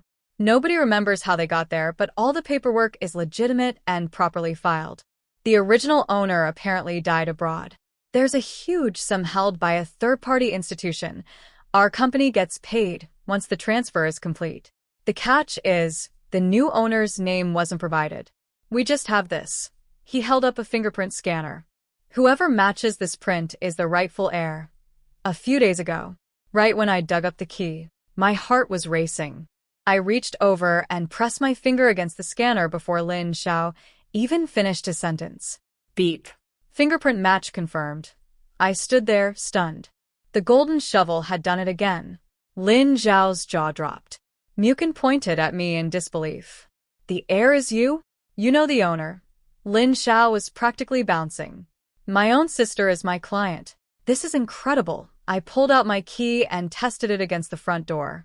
Perfect fit. The comments were in chaos. They couldn't deny it anymore.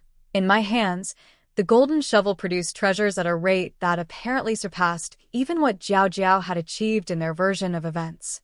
The key, the gold, the dimensions, and now a mansion worth billions. All free. Lin Xiao called his supervisor immediately. The paperwork's almost done. A few more signatures, and this place is yours. Mukin beamed. My grandfather says we're moving back to the hillside villas soon. We'll be neighbors again, just like old times. I didn't share his enthusiasm. Before, it had been the Shin family and the Rong family as equals. Now it was just me, the poorest homeowner on the mountain, living next door to one of the most powerful families in the country. That wasn't just like old times at all. Still, a free fortress on the highest ground in S-City. With the apocalypse 3 months away, I'd be insane to refuse. We were on the final signatures when a sharp voice cut through the room. Hold it. Lin Mayan, explain yourself. How are you the heir to this property? Mrs. Shun had followed us. She stood in the doorway with Jiao Jiao at her side and several property management executives behind her, people she'd clearly summoned. Miss Lin, we're senior management from the property company. We suspect illegal occupation. If you can't provide a satisfactory explanation, we're calling the police. A villa like this was worth billions. Even the Shin family would covet it. Countless hidden billionaires had tried and failed to buy into this neighborhood, and here I was, getting one for free. Of course they were suspicious. Of course they were jealous. Mrs. Shun's eyes were sharp with calculation, locked onto me like a hawk. Lin Xiao stepped in front of me immediately, his voice firm and steady. I represent the agency handling this transfer. The commission was legally filed with our company. We've confirmed through proper verification that Miss Lin Mayan is the legitimate heir. All documentation is right here. You're welcome to review it. The executives exchanged glances and huddled over the files. Lin Xiao leaned close to me and whispered, "Don't be scared. I'm here. Nobody's taking your house. If they try anything, I'll fight them to the end." I was touched. My brother, fresh out of college, barely any experience in the world, was standing up against powerful people twice his age. All for me. I wouldn't forget this. While the executives reviewed the paperwork, Mrs. Shun kept staring at me, her mind clearly churning. A fake heiress thrown out days ago, now suddenly inheriting a property more valuable than the Shin estate itself? It didn't add up. When was this transfer initiated? How do you know the original owner, Lin Mayan? I looked at the woman who had raised me for 20 years, now interrogating me like a suspect. Whatever warmth I'd still been clinging to was nearly gone. Mrs. Shun, what exactly are you implying? What do I mean? Mrs. Shun's voice went sharp. If you knew the original owner through your status as a Shin daughter, then this house shouldn't be yours. If the transfer was initiated while you were still part of our family, then you were still our responsibility, and a property like this should be managed by the Shuns. I stared at her. Every time I thought she couldn't shock me further, she found a new low. She was essentially claiming that anything good that happened to me belonged to her family. The floating comments were stunned too. Even some of Jiao Jiao's loyal fans couldn't defend this one. Is this really the same elegant, dignified lady we were cheering for? Others analyzed the situation more coldly. If the transfer had been filed before I left the Shuns, they might actually have legal ground as my former guardians. But since the shovel had produced the key after I'd already been kicked out, the timing was on my side. While the property executives reviewed my documents, Jiao Jiao pulled Mrs. Shen aside and whispered in her ear. I watched them from across the room. Jiao Jiao told her to call Mr. Shen and bring the corporate lawyers. Then, loud enough for me to overhear, she played her usual act, pretending to worry about me. Mayan is so naive. She's fresh out of school and was always so sheltered. If this villa falls into her hands, the Lin family will just take it from her. They're drowning in debt, you know. They'll kick her out of her own house. Poor Mayan. Mrs. Shen ate it up, nodding approvingly. You're right, darling. She never learned a single useful thing from 20 years in our household. Such a waste. The executives finished their review and turned to me with professional smiles. Everything checks out, Miss Lin. If you need anything, our property office is at your service, Mrs. Shen erupted. How can it check out? Have you actually verified anything? This house has been empty for years, and suddenly she gets it? You don't find that suspicious? The executives exchanged uncomfortable looks. The paperwork was airtight. They had no enforcement power anyway. Mrs. Shen, if you have concerns about the property's ownership, we'd suggest engaging a lawyer. She cut them off with a cold laugh. Useless. I'm having my husband send the company's legal team right now. This transfer is definitely fraudulent. Then she turned on me. Lin Mayan, I know you're bitter about being removed from the Shen family. For the sake of the 20 years I raised you, I'm giving you a chance. Hand over this villa voluntarily. Otherwise, you'll regret it.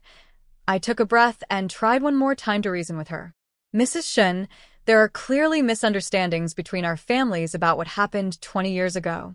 You shouldn't take your anger out on me or try to seize property that legally belongs to me, she exploded. Your property? Do you hear yourself? How could you possibly acquire a mansion like this? Why would the previous owner give it to you? If you hadn't been living as a Shen all those years, would anyone have looked at you twice? Everything you have is because of us, and now you want to walk away and pretend we don't exist. I was angry now too, but I kept my composure. First, the transfer was filed after I left your family. It has nothing to do with the Shuns. Second, weren't you the ones who wanted me gone? I pulled out the page showing the transfer date and held it in front of her face. Days after I'd already become Lin Mayan again. Mrs. Shen's expression tightened. Then Jiao Jiao leaned in and whispered something. And just like that, Mrs. Shen's eyes lit up with renewed confidence. She smirked. Can you even afford the transfer fees? Do you really think someone in your financial position can maintain a property like this? And don't you dare try to squeeze another cent out of the Shen family. I felt a deep, bone-level disappointment. Not because of the insult, but because of who was delivering it. This was the same woman who had once taught me that even as an heiress, I should carry myself with grace, show restraint, never flaunt my status or act superior. She'd drilled it into me. Dignity matters more than wealth. And now here she stood, grasping, bullying, shameless, throwing away every principle she'd ever preached, all because a villa worth billions was dangling in front of her. Where was the mother who taught me about grace? I didn't recognize this person at all. I let out a quiet laugh and turned away from Mrs. Shen. If I kept engaging with her, I'd lose whatever good memories I still had of the woman who raised me. Better to keep my distance and preserve what little was left. Mrs. Shen was gearing up for another attack when Jiao Jiao stepped in. Let me talk to her, Mommy. She walked over to me, and when Lin Xiao looked at her, the girl he'd treated as a sister for 20 years, she didn't spare him a single glance. She just asked him to move away so we could talk privately. He looked to me and I nodded. He stepped back but not far. He knew about her manic episodes and wasn't about to let his guard down. Once we were alone, Jiao Jiao put on her soft, concerned voice. Don't be upset with Mommy. She's just worried you'll get scammed. You know your family owes a fortune in debt, right? If they find out you own a villa, they'll find a way to take it from you. I almost laughed. She'd opened with an attack on the Lin family, then gift-wrapped it as concern for me. Classic. Why don't you apologize to mommy? She continued sweetly. If you ask nicely, maybe they'll let you come back to the Shin family. I can put in a good word. They'll help you pay the transfer fees. I stared at her, really stared. Days ago, that thin face had looked helpless and pitiful. Now it was sharp with calculation. The mask was slipping. I sighed. Shen Jiao, drop the act. I know about your mental health conditions. I know why your skin and bones. It has nothing to do with the Lin family. Mom's cooking is incredible. You chose not to eat. They spent so much money on you over the years. They walked on eggshells around you every single day. Even Xianwan had to give way to you. Out of 3 children, you had the best clothes, the best things, the biggest room. And on the day you went to the Shuns, you deliberately dressed like a beggar to make them think you'd been abused. You fooled the Shuns, but you can't fool me. Jiao Jiao's face went white. For one unguarded second, raw panic flashed at her eyes, and that told me everything. My birth parents hadn't lied. Jiao Jiao's suffering was self-inflicted, and her pitiful appearance was a calculated performance designed to maximize the Shun's guilt. She was rotten to the core. She recovered quickly, switching back to her wounded fawn expression. I don't understand what you're saying. If you think we're after your house, just say so. But you're 20 years old. You should know better. The Shuns are wealthy enough. Why would they want your villa? It's your birth parents you should watch out for. I rolled my eyes. Fine, I'll say it plainly. Yes, you're trying to take my house. Stop pretending. And we're the same age. Don't lecture me. When it comes to judgment, I'm far ahead of you. I graduated from a top university with 2 degrees. I've read more books than you can imagine. I don't know why you keep trashing the Lin family. They raised you for 20 years. Play whatever games you want with the Shuns. But don't try it on me. Now tell your mother to leave, or things will get ugly. I walked past her darkening face, sat down at the table, and finished signing every last document. The villa was mine. Mukin approached me afterward. We'll be neighbors soon. My family's moving back to the hillside villas for a while. If you need anything, come find me. He paused. My parents want me to get married within 6 months. That's why I'm back. Our eyes met. We both seemed to have something more to say. Neither of us spoke. Meanwhile, Jiao Jiao returned to Mrs. Shun with red, teary eyes, the picture of someone who'd been bullied. Mrs. Shun cursed me as an ungrateful wretch. Then Jiao Jiao whispered something about calling Mr. Shun for backup, and minutes later, the man himself walked through the door. The floating comments erupted into conspiracy theories. Some claimed Jiao Jiao was just protecting me from my greedy family. Others speculated that Lin Xiao, who couldn't afford a house, would surely try to claim mine for his future wedding. I ignored them all. The documents were signed. The villa was legally mine. Whatever the Shuns were planning next, I was ready. Honey, finally. You have to do something. That girl just got a villa for free, and now she's our neighbor, Mrs. Shun's composure was completely gone. In her mind, I was supposed to be suffering. I was supposed to be crawling back to the Shun family, begging to be taken in again. Instead, I'd landed a mansion on the most expensive hillside in the city. She couldn't stand it.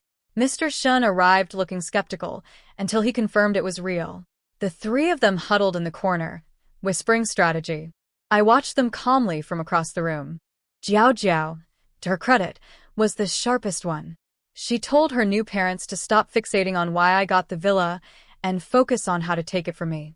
She pointed out that the paperwork was legally airtight and that Lin Zhao's company had a solid reputation, so attacking the process wouldn't work. They needed a different approach. Mr. Shun's eyes darkened with an idea. He walked toward me, radiating the kind of authority that comes from decades of commanding boardrooms. Lin Xiao immediately stepped in front of me, staring him down without flinching. I noticed Mukin watching from the side, brow furrowed, but he didn't move to help. I could almost read his thoughts. A girl with no powerful family behind her couldn't possibly hold onto a property worth billions. Maybe it would be better for everyone if I just handed it over. Mayan, Mr. Shin began, his voice dripping with condescension, we shared 20 years as father and daughter. As the man who raised you, let me offer some sincere advice. A young person shouldn't bite off more than they can chew. This villa isn't something you should have. Be smart, hand it over, and I'll compensate you. Oh, how much? 100 million. Transfer the deed to me, and I'll give you 100 million yuan. 100 million for a property worth over a billion. The great businessman, trying to fleece his own former daughter. The floating comments debated furiously. Some said I should take the money, cash would be more useful than a house when the apocalypse hit. But others argued fiercely that the hillside was the only safe zone in S City during the disasters to come. When the rest of the city collapsed into chaos, this mountain would be the last place where order survived. I looked at the man I'd called Dad for 20 years. He used to be someone I admired, principled, dignified. Now he stood before me, haggling over my home with the shame of a man who felt none. Mr. Shin, this villa is worth at least $1 billion. You're offering 1/10 of that. Does that seem fair to you? He didn't even flinch. Do you really think you can protect this property? Even if you could, do you think you could sell it without my approval? Nothing moves in this city's real estate market without me knowing about it. That was a threat, plain and simple. I'll ask one last time. 100 million. Sell or don't. I looked at him. I looked at Mrs. Shen. The last shred of gratitude I'd been holding on to is almost gone now. No, Mrs. Shen erupted. We're not negotiating, Lin Mayan. If you won't cooperate, don't blame us for being ruthless. 20 years of raising you, feeding you, clothing you, educating you. That debt has to be repaid. This villa will cover it. I stood there, absorbing those words. 20 years of love, repackaged as an invoice. The home they gave me, the education, the warmth, all of it reduced to a transaction, a debt to be collected. And the price they'd set for my childhood? One villa. The parents I'd adored, who I thought had loved me unconditionally for 2 decades, they were now standing in front of me, openly trying to rob me, calling it justice. The room went dead silent after Mrs. Shen's words. Even the property executives in the corner stared at Mr. Shen with disbelief. So this was what a prestigious family looked like behind closed doors, no better than common thieves. Mukin stepped forward, but not to defend me. Instead, he urged me to give in. Mayan, just agree. 100 million is a lot of money for someone in your position. If Mr. Shin decides to block you from selling, he has the connections to do it. You can't afford the monthly upkeep on this villa anyway. Be practical. I stared at him, stunned. You think I should accept this? You know what this place is worth. Would you sell a 1 billion yuan property for 1/10 of its value? He frowned, like I was the unreasonable one. We're different. You're a girl. Think about what this house will mean for you. Your birth family's in debt. They'll pressure you to hand it over. You owe the Shuns 20 years of gratitude. Just take the deal and smooth things over. Stop making trouble. Enough. I could barely contain my fury. He wasn't just siding with the Shuns, he was rewriting the entire story, casting me as the difficult one, the ungrateful one, the one causing problems. Couldn't he see who was bullying whom? The floating comments turned on him instantly. Since when is owning property a crime because you're a woman? Even Jiao Jiao's fans called him arrogant and condescending.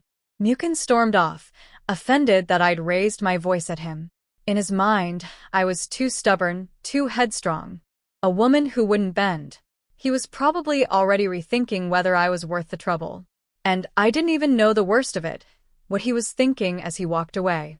If I had, my world would have cracked one more time. Mr. Shin delivered his final ultimatum. Since you won't trade the house for gratitude, fine. I'll have my lawyers calculate every cent we spent on you over 20 years. Clothes, food, education, luxuries, and I'll come to collect. You think you can pay that back? His plan was transparent. The total would be astronomical. I'd never afford it, and I'd be forced to sell the villa. But he'd make sure no buyer could touch it except him, at his price. Checkmate. The Shin family left looking smug. I watched them go, a cold fire burning in my chest. The comments calculated the damage. 20 years of luxury living, designer goods, elite education, private resources, it could easily run into tens of millions, maybe hundreds. They said I was finished before the apocalypse even started. I disagreed. If the Shuns wanted a fight, they'd get one. I was done being polite. Lin Xiao, who'd witnessed everything, rushed home to tell our parents before I even got back. By the time I walked through the door, the whole family already knew. Mom's face was tight with pain. Don't be scared, Mayan. The Shuns can't bully you like this. If they want their money back, your father and I will figure something out. Dad stood up straight. Your real parents may not be rich or powerful, but we will never let you face this alone. If we have to, we'll go work for the Shuns ourselves to pay it off. Lin Xiao nodded firmly. I'm in too. One good real estate deal, and the commission is serious money. We'll pay it together. Then little Xiaonan raised her tiny fist in the air.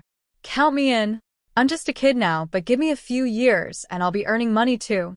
Nobody messes with my sister. We'll fight those rich jerks together. I looked at this family, my real family. A father with calloused hands. A mother with red eyes. A brother who'd been beaten defending me.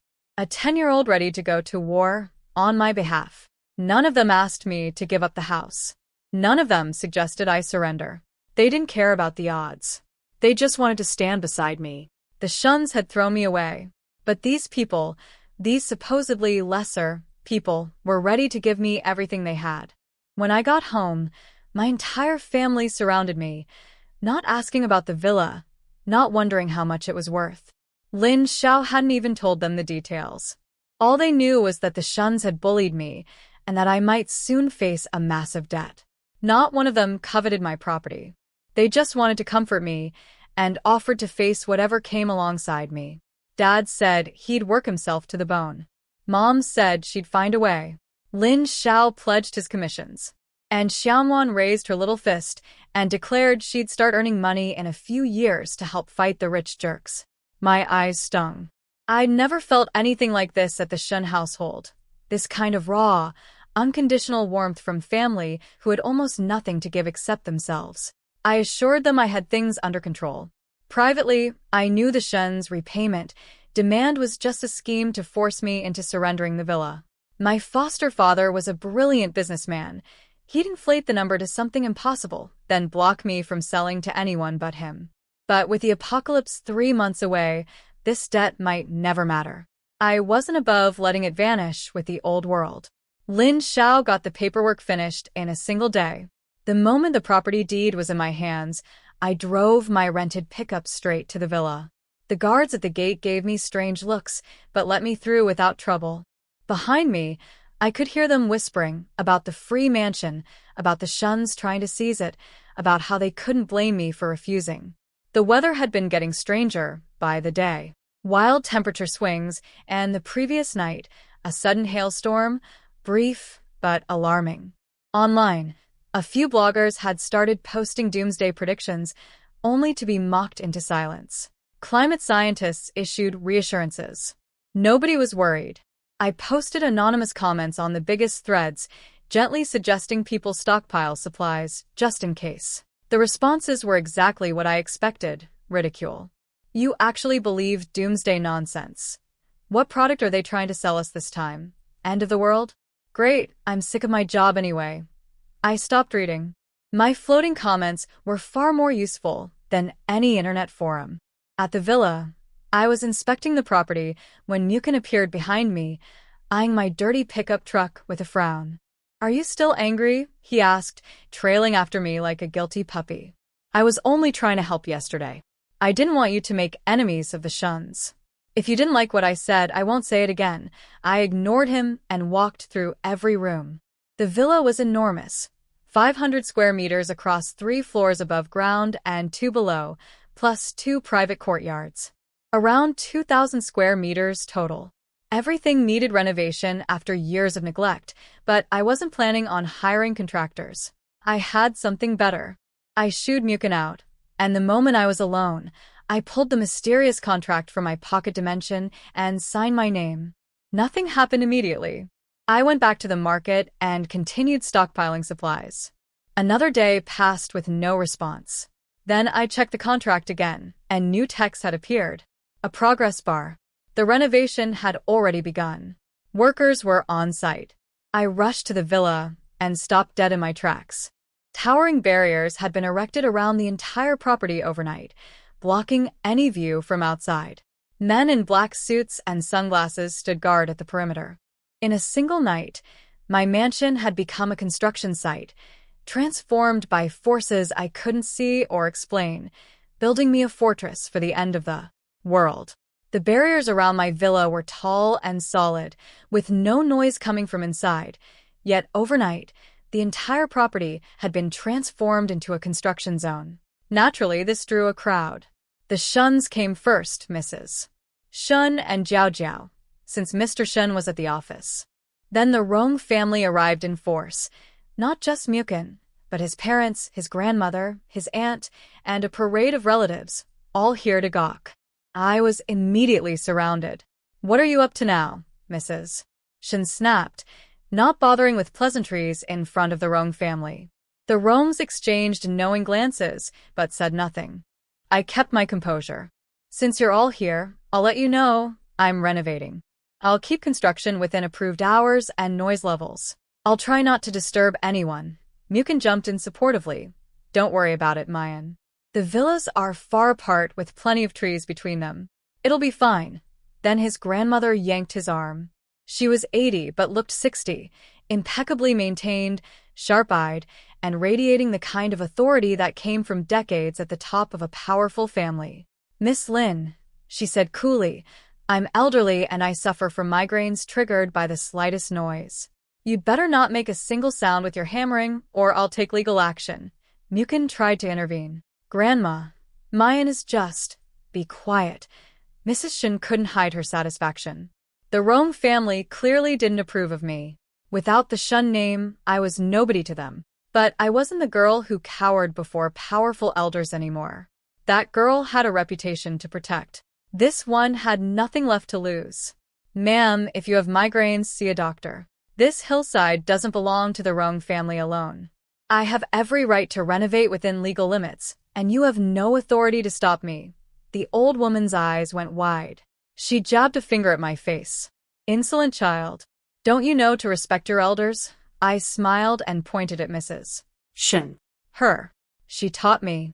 A week ago, I was still a Shin daughter, remember? Everything I know about talking to people I learned from Mrs. Shun." That shut the old lady up. Mrs. Shin nearly choked with rage and immediately started apologizing to the Rong matriarch, insisting her strict family education would never produce someone so rude that I must have been corrupted by my birth family in just a few days.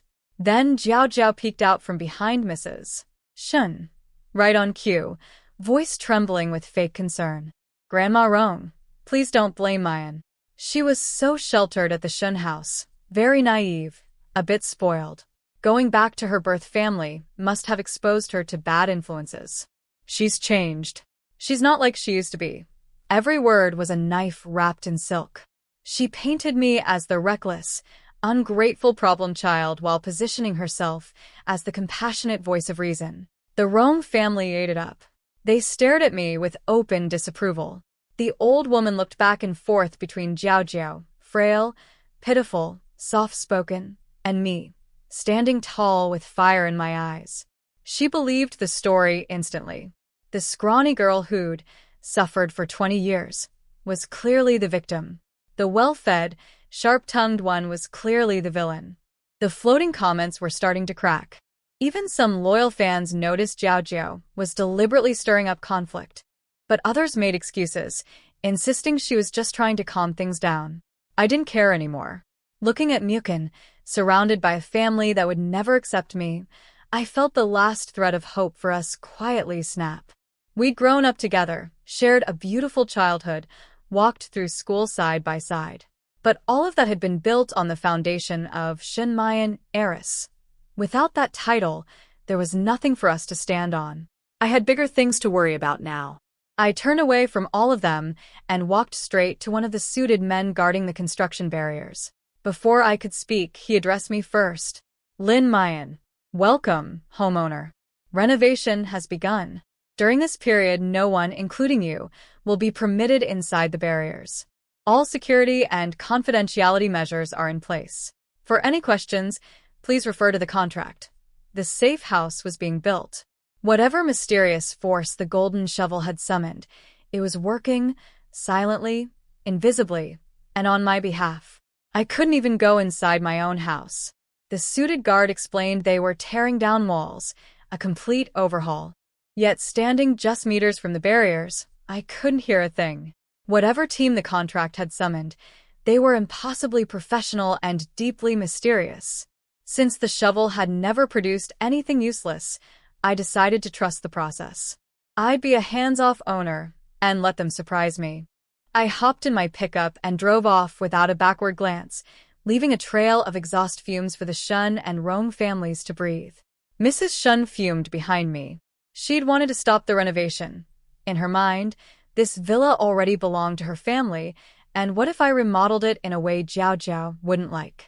The absurdity of that thought would have made me laugh if I'd known. Rong grandmother shuffled home on her family's arm, lecturing Mukin the whole way.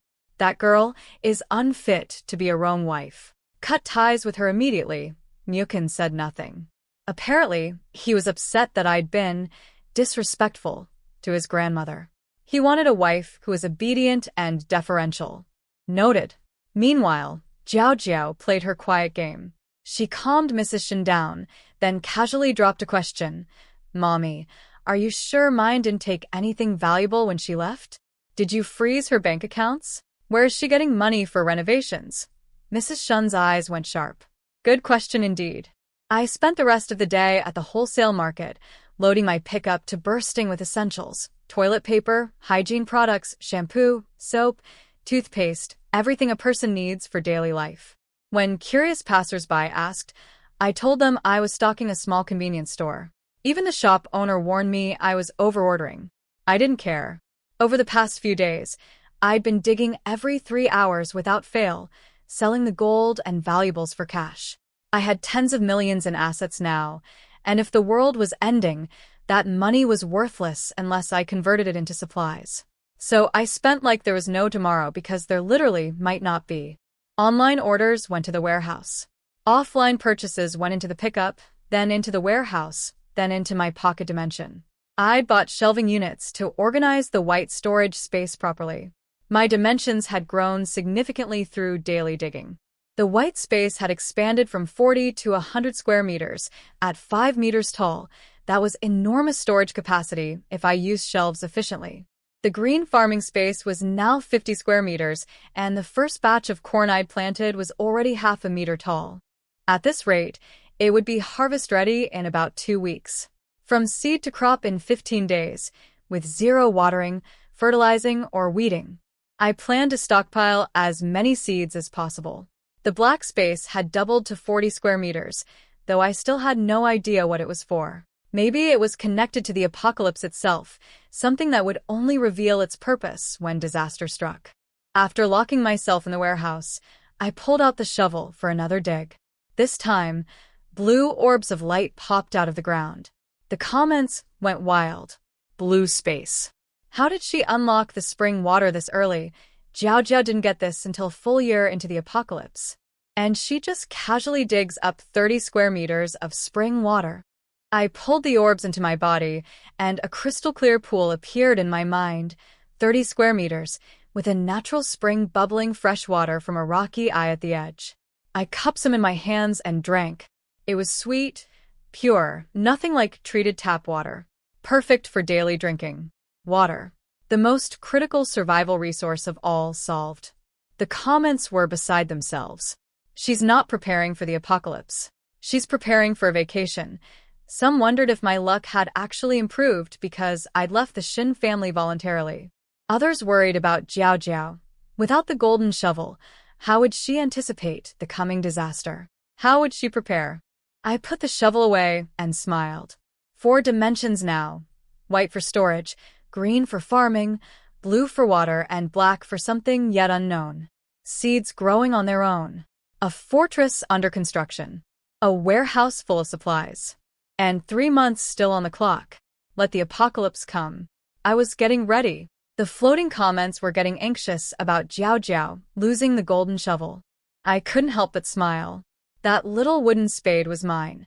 A toy from my childhood, given to me by a stranger in a park when I was 3 years old. It had nothing to do with Shun Jiao Jiao. And now that I knew its power, there was absolutely no chance I'd ever let it go. After carefully storing the shovel in my pocket dimension, I spent the next few hours transferring all the warehouse supplies into the white storage space. 30 tall shelving units, organized by category. Food in one section, toiletries in another, tools and miscellaneous items in their own zones. Smaller items got stacked in corners. By the time I finished, I was dizzy and completely drained. Moving things in and out of the dimension required mental energy, directing items with my thoughts, planning layouts, managing placement. I'd pushed my mind too hard. After resting a bit, I recovered, but I made a mental note to pace myself in the future. I was about to head home when Dad called. His voice was hoarse and strained, with strange noises in the background. Mayan, something's come up at home. Your mom and I can't get away.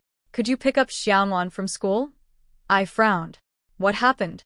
Should I come help? No, we've got it handled. Your brother's working late. Just pick up Xianwan and take her out for dinner. Your mom won't have time to cook tonight. He hung up quickly, like he was afraid I'd ask more questions. Then he texted me Xianwan's school address and transferred 500 yuan. I declined the transfer. I could afford dinner, and headed to the school. Over these past few days, I'd gotten a good feel for my birth family. Both my parents were honest, decent people who never caused trouble. Mom seemed to have chronic back problems. I often caught her rubbing her lower back, and she always smelled faintly of medicinal patches. Dad worked wherever he could find construction jobs, but he still insisted on taking over Mom's household chores when he got home. He'd been an orphan since childhood, with no family to help him build a life. All he had was a builder's skill set, barely enough to scrape by in a city. Life was hard, but the home was warm. Whatever was happening tonight, I trusted them to handle it. When Xianwan spotted me at the school gate, her face lit up like a little sun. She grabbed her classmates and started pointing. Look, that's my sister. She came to pick me up. She barreled into me, wrapping her arms around my leg and beaming up at me. Her excitement caught me off guard. Was she really this happy just because I showed up? Of course she was. When Jiao had been her older sister, Xianwan got nothing, no attention, no affection, no share of anything. Jiao had monopolized their parents' love and resources while treating the little one like she didn't exist. In just a few days, I'd become a completely different kind of sister. I helped her with homework at night. I gave her the last piece of meat at dinner. I bought her little snacks after school. No wonder she adored me. Her classmates crowded around, wide-eyed. Wow, Xianwan, your sister is so pretty. She looks like a movie star. Xianwan puffed up with pride. Obviously. Look whose sister she is. I loaded her into the pickup truck and headed toward the city center for a proper meal. She looked at the truck and scrunched her nose. Sis, why are you driving a cargo truck? This doesn't suit you at all. I'm going to tell Mom and Dad and Big Brother to earn money fast, so we can get you a pretty car. She was only 10, but she understood more than she let on. She knew I'd come from luxury and landed in poverty, and she noticed that I never once complained. That was why she liked me. I didn't whine about our circumstances. I didn't blame anyone. I just got on with it. Unlike Jiao, who'd spent years demanding princess treatment while cursing the family for being poor, never once lifting a finger to improve her own situation. The floating comments were softening on Xianwan. Some admitted she was endearing. Others noted she didn't care that I'd pulled up in a beat-up truck, unlike some kids who'd be mortified. But a few loyalists still attacked her for not worshipping Jiao. I kept my eyes on the road and let the comments scroll. Strong people don't sit around blaming the world for their problems. Jiao could have worked to change her life. Instead, she spent 20 years resenting it and scheming her way out. Even a 10-year-old understood that better than she did. I took Xianwan to a Black Pearl-rated restaurant, one of those places where every guest is either wealthy or famous, and even influencers need to prove their follower count to get a table. Back when I was a shun, I came here regularly for afternoon tea. I knew the food was excellent. With the apocalypse looming, I wasn't going to deprive myself. Eat well, drink well, enjoy what's left. Besides, this was my first time taking Xianwan out for a meal. She'd never set foot in a place like this, and once the world changed, she probably never would again. I wanted to give her that experience at least once. The moment she saw the glittering entrance and the elegantly dressed guests flowing in and out, she froze. She tugged at my sleeve and wouldn't move. "Sis, are we really eating here? This looks crazy expensive. Let's just go to a regular place. I know a great little spot Big Brother took me to once." She was trying to save me money. 10 years old and already worrying about her sister's wallet. I grabbed her hand and pulled her inside. "Don't worry about the cost. I've got money. Just come in and order whatever you want." She blinked those big eyes at me, then followed with a shy little grin, keeping her head down the whole way. I could tell she was thinking, "Don't look around like you've never been anywhere nice. Don't embarrass your sister." The hostess recognized me instantly. "Miss Shun, it's been a while. Your usual table?" I paused for a beat, then smiled and nodded. The baby swap scandal hadn't reached this far yet. No need to explain. I'd borrow the Shun name one last time for convenience. I handed Xiaomon the menu. She shoved it right back. "No way, I don't know how to order at a place like this." You do it, sis.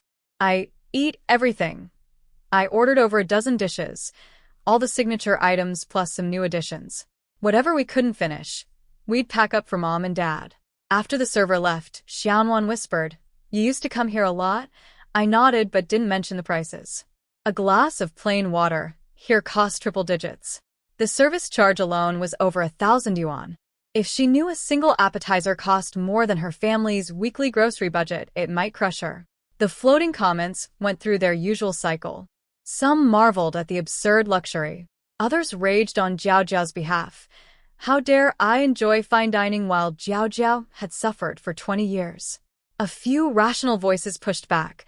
I was a baby when the swap happened. How was any of it my fault? I'd even left the Shun family voluntarily. Then the argument shifted to the golden shovel. She stole Jiao Jiao's cheat item. But someone pointed out, the shovel came from Lin Mayan's own childhood toy box. It was always hers. That triggered a full-blown war in the comments. I just smiled and let them fight. The angrier they got, the more careless they became with information, and every slip was another piece of intelligence for me. The food arrived and Xiaonan attacked it with abandon. I didn't judge her table manners. I ate slowly, savoring the new dishes, occasionally reminding her not to choke. Halfway through, I stood up. "I need the restroom." Keep eating. "If you want more, order it. I'll get a separate takeout order for Mom and Dad." I stepped out of our private room and heard laughter and voices from the room next door. I recognized that laugh immediately. Rong Mukin, partying with his friends. Then one of them asked, loud enough for me to hear through the wall, "So Rong, is it true about your little girlfriend? She's really a fake heiress who got swapped at birth? Are you still planning to propose?" I stopped in the hallway, my heart suddenly very still. I stopped dead outside the door. My heart was hammering so loud, I was sure they'd hear it. They were talking about me.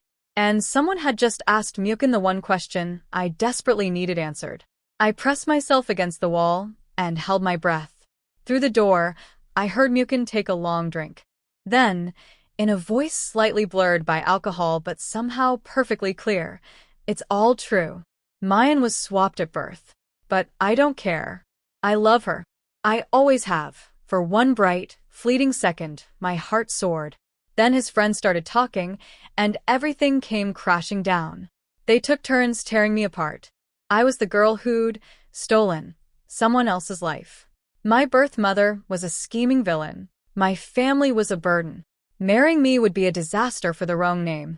One after another, they piled on, speaking about me with the casual cruelty of people discussing a stranger, not someone's childhood friend. I stood in the corridor with my fists clenched, wanting to burst in and scream at them. They didn't know the full story. They were repeating gossip as though it were gospel. But I stayed, because I needed to hear what Mukin would say. He sighed. "You're right. Mine did take 20 years of Jiao Jiao's life in a wealthy family. That's a disaster for everyone involved. I won't defend her on that. It's a debt she owes the Shuns and Jiao Jiao." My chest tightened. Then he brought up the villa. He told his friends he thought I should have accepted Mr. Shun's offer, given up the mansion, taken the 100 million and made peace. He said he was disappointed, by how I'd refused. "That's textbook ingratitude," one of his friends said. "And you still like her. What can I do? We grew up together. I can't cut ties over something like this. I'm not that heartless. This isn't something small, wrong.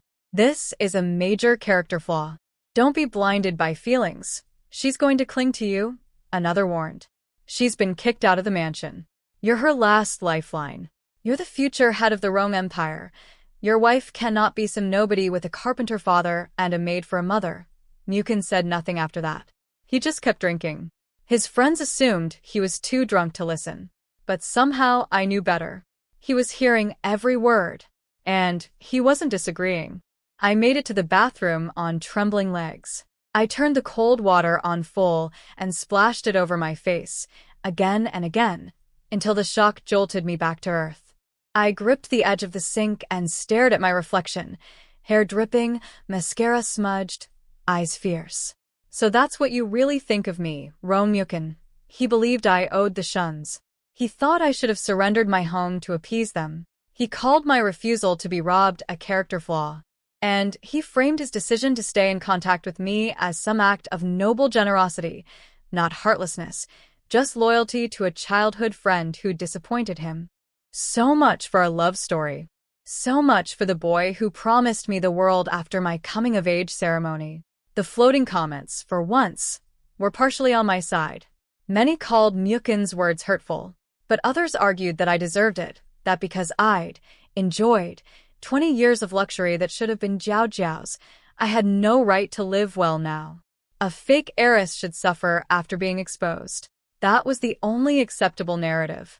I looked at those words scrolling across the ceiling and felt something cold and sharp crystallize inside me. So that's how it works? Because I'm the fake one. I'm supposed to be miserable? I'm supposed to lose everything and grovel and suffer, just so everyone feels the universe is balanced? Why?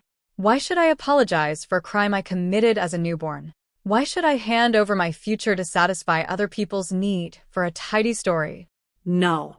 I refuse. By the time I walked back into our private dining room, I'd buried Mukin deep in the back of my mind. Whatever he thought of me, whatever his friends had said, it didn't matter anymore. I had bigger things to deal with than a man who thought I should hand over my future to make someone else comfortable. Xiaomon waved me over excitedly. "Sis, you took forever. Hurry up and eat. I saved you tons. These dishes are amazing." She was standing beside her chair doing little exercises, her belly round as a frog's. When I laughed and asked what she was doing, she said with complete seriousness, "I'm burning calories so I can fit more food. This place is too expensive to waste anything. I need to eat my money's worth." Her logic was so pure it made me smile, and then it gave me an idea. My white storage space froze time completely. Food stored inside would stay exactly as fresh as the moment it went in. So, why not stockpile prepared meals? Once the apocalypse hit, cooking would become increasingly difficult. Gas supplies would last a while, then fail as society collapsed. After that, it would be portable stoves, solid fuel, or burning wood. Every meal would be a production. But if I stocked up on restaurant-quality dishes now, I could eat well for months, maybe years, without needing to cook at all. I called the server over. If I wanted to pre-order banquet tables, could I get a discount? She blinked. "How many tables and what tier?" 20 tables of each tier you offer." She stood there frozen. The restaurant had 5 pricing tiers. The cheapest ran tens of thousands per table, the most expensive hundreds of thousands. 20 of each meant the total would easily exceed 10 million yuan. She practically sprinted out of the room to get the manager. Xiaomon stared at me, mouth open. "Sis, what do you need that much food for?" I gave her a mysterious smile. "Can't tell you. "And don't mention this to anyone, not even Mom and Dad. Deal?" She swore secrecy, with the solemnity of a spy taking an oath. The manager arrived, looking at me like I was a walking gold mine. After running the numbers, he offered a 30% discount and promised to shut down the restaurant for an entire day to prepare my order exclusively. 100 tables of food, covering every dish on their menu. The total came to roughly 10 million yuan. I put down a 1 million deposit on the spot. He was so thrilled he comped our entire dinner and personally escorted us to the door, bowing the whole way. I arranged to pick everything up the following evening. 100 tables of gourmet food, sealed and packed, ready to be stored in my frozen time dimension. While everyone else would be eating canned beans during the apocalypse, my family and I would be dining on Black Pearl restaurant cuisine. Money was no concern. The golden shovel kept producing treasures, antiques, gemstones, rare materials, and I'd been funneling them through auction houses for steady income. My bank account grew daily. But once the world ended, numbers on a screen would mean nothing. Better to convert every last yuan into something real while I still could. After we left, Myukin and his drunk friends stumbled out of the neighboring room. The manager, connecting the dots between Miss Shun and the wrong heir, assumed the massive order was for an engagement celebration. Myukin, tipsy but still sharp, noticed the manager's giddy mood and asked what had made his day. "You have to ask Miss Shin," the manager said with a knowing smile, protecting my privacy. Myukin assumed he meant Shin Jiaojiao, the new, real Miss Shin, and didn't think twice about it. He figured Mrs. Shin was treating her recovered daughter to a fancy dinner. Perfectly normal. He had no idea the Miss Shin in question was me, ordering enough food to feed a family through the end of civilization. Xiaonan was singing and chattering the whole ride home, and her happiness was contagious. By the time we reached the urban village, I'd made peace with the Rong Myukin situation. The truth was simple. He'd never actually confessed to me. Never made it official. We were childhood friends with unspoken feelings, and unspoken feelings, it turned out, were easy to walk away from. The moment my status changed, so did he. From the day he sided with the Shuns at my villa, any future between us was dead. I just hadn't admitted it until now. No more. I had an apocalypse to prepare for. Romance was irrelevant. I'd barely parked the truck when a neighbor, Mrs. Liu, came rushing over. Xiaonan started proudly telling her about our fancy dinner, but the old woman cut her off. "You're a walking disaster, you know that? Your parents are being bullied because of you, and you two are out having a good time." My stomach dropped. "What happened to my parents?" She lowered her voice. "Your rich foster parents showed up, demanding some kind of payment, child-rearing fees, they called it. Your mom and dad don't have that kind of money. They were practically on their knees. Your foster parents wouldn't let up, said if they couldn't pay, they'd sell the whole family to cover it. I heard things being smashed inside. I wanted to call the police, but they brought bodyguards who threatened me to mind my own business." I grabbed Xiaowan's hand and ran. She tried to stop me. "Sis, don't go. They're here for you. If you don't show your face, they can't do anything to us." Smart kid. But I shook my head. "Don't worry. Their real goal isn't the money. I know how to handle this." Xiaowan's eyes went wide. "It's about the house, isn't it? Big brother said the Shuns want her property." She'd guessed right. At 10 years old, she couldn't grasp what a hillside villa was worth, but she understood greed just fine. "They're already so rich," she muttered. "Why are they trying to steal my sister's house?" As we approached the courtyard, I heard Mrs. Shun's voice, shrill, vicious, tearing into my mother. "Wang Yanqin, I never imagined you were this kind of person. What did our family ever do to you? You swapped your own child with mine, and then you couldn't even treat my daughter decently? You starved her, abused her. Look what you turned my Jiao Jiao into. You rotten, heartless wretch. And your precious Lin Mayan is no better, an ungrateful wolf we raised for 20 years. We asked her to give back one house to repay our kindness, and she spat in our faces. Today, I don't care if we have to call the police. Either she hands over the property, or she pays back every cent of the past 20 years. I stood in the shadows, watching. My mother's eyes were red, and her hands were shaking. She was clutching a thick stack of papers, itemized bills the Shuns had calculated, penny by penny, for 2 decades of child-rearing expenses. The stack alone told me the number was astronomical.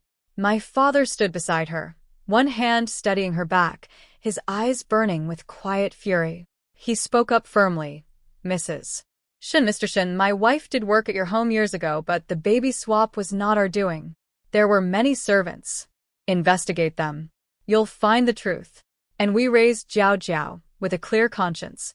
Ask anyone in this neighborhood how we treated our children." Mrs. Shin sneered. Anyone can put on a show in public. Who knows what happens behind closed doors? Then Mr. Shin spoke, his voice cold and businesslike. Where's Lin Mayan? This is simple.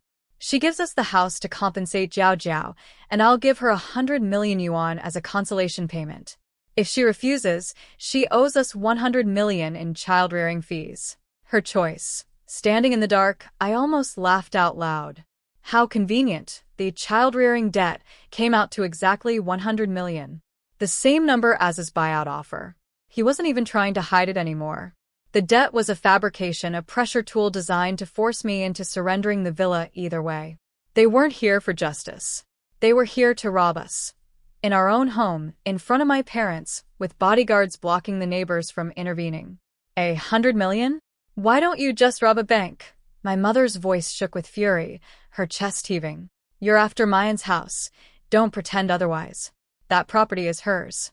You won't touch it. I stood hidden just outside the courtyard entrance, listening. I needed to hear how my parents would respond before I stepped in.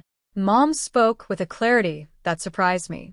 She said a parent has no right to claim their child's property. She said loving your children should come without strings, that she'd never use guilt or obligation to take from her kids. If Mayan has a house, it's Mayan's. Period. Mrs. Shin laughed coldly. Don't pretend to be noble. Do you even know what that house is worth? With your debts, you'd change your tune fast enough. Mr. Shin moved in for the kill, his voice smooth and calculated. You owe over 1 million in debt, right? Convince Mayan to hand over the property. I'll pay 100 million cash. Your debts vanish overnight, and you'll still have 90-some million left. Think about that. At your level, your family couldn't earn that in 10 lifetimes. Without our Shin family resources, Mrs. Shin added, do you really think Lin Mayan will ever make that kind of money on her own? They were dangling the bait perfectly, designed to trigger the desperation of people crushed under debt.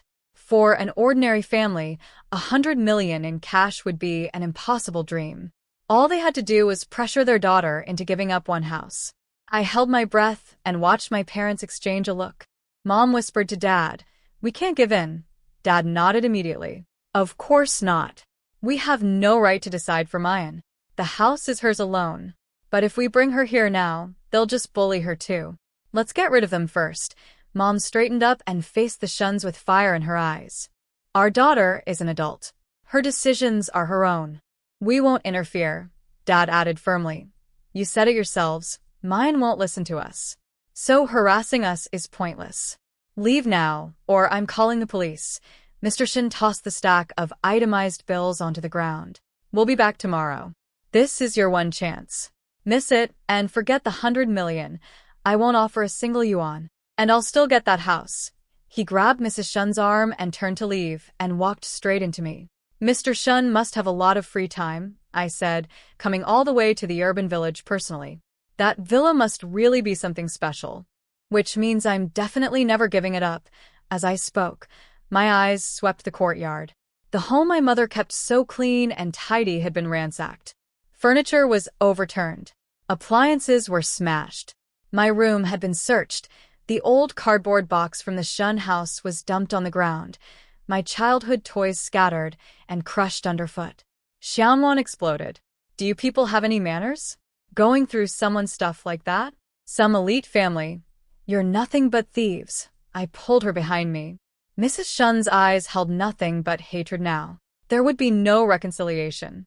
Ever. And Xiaonan was too young to be caught in the crossfire. I looked at my birth parents. Mom's hair was tangled, her jacket torn. Dad had bruises on his face. He'd clearly fought with the bodyguards the Shuns had brought along. Meanwhile, Mr. and Mrs. Shun stood there in their designer clothes, posture arrogant, without a shred of guilt for what they'd done. To them, this wasn't bullying. This was just how the world worked, the strong crushing the weak. Natural law. Fine. If that was how they wanted to play it, I was done being polite.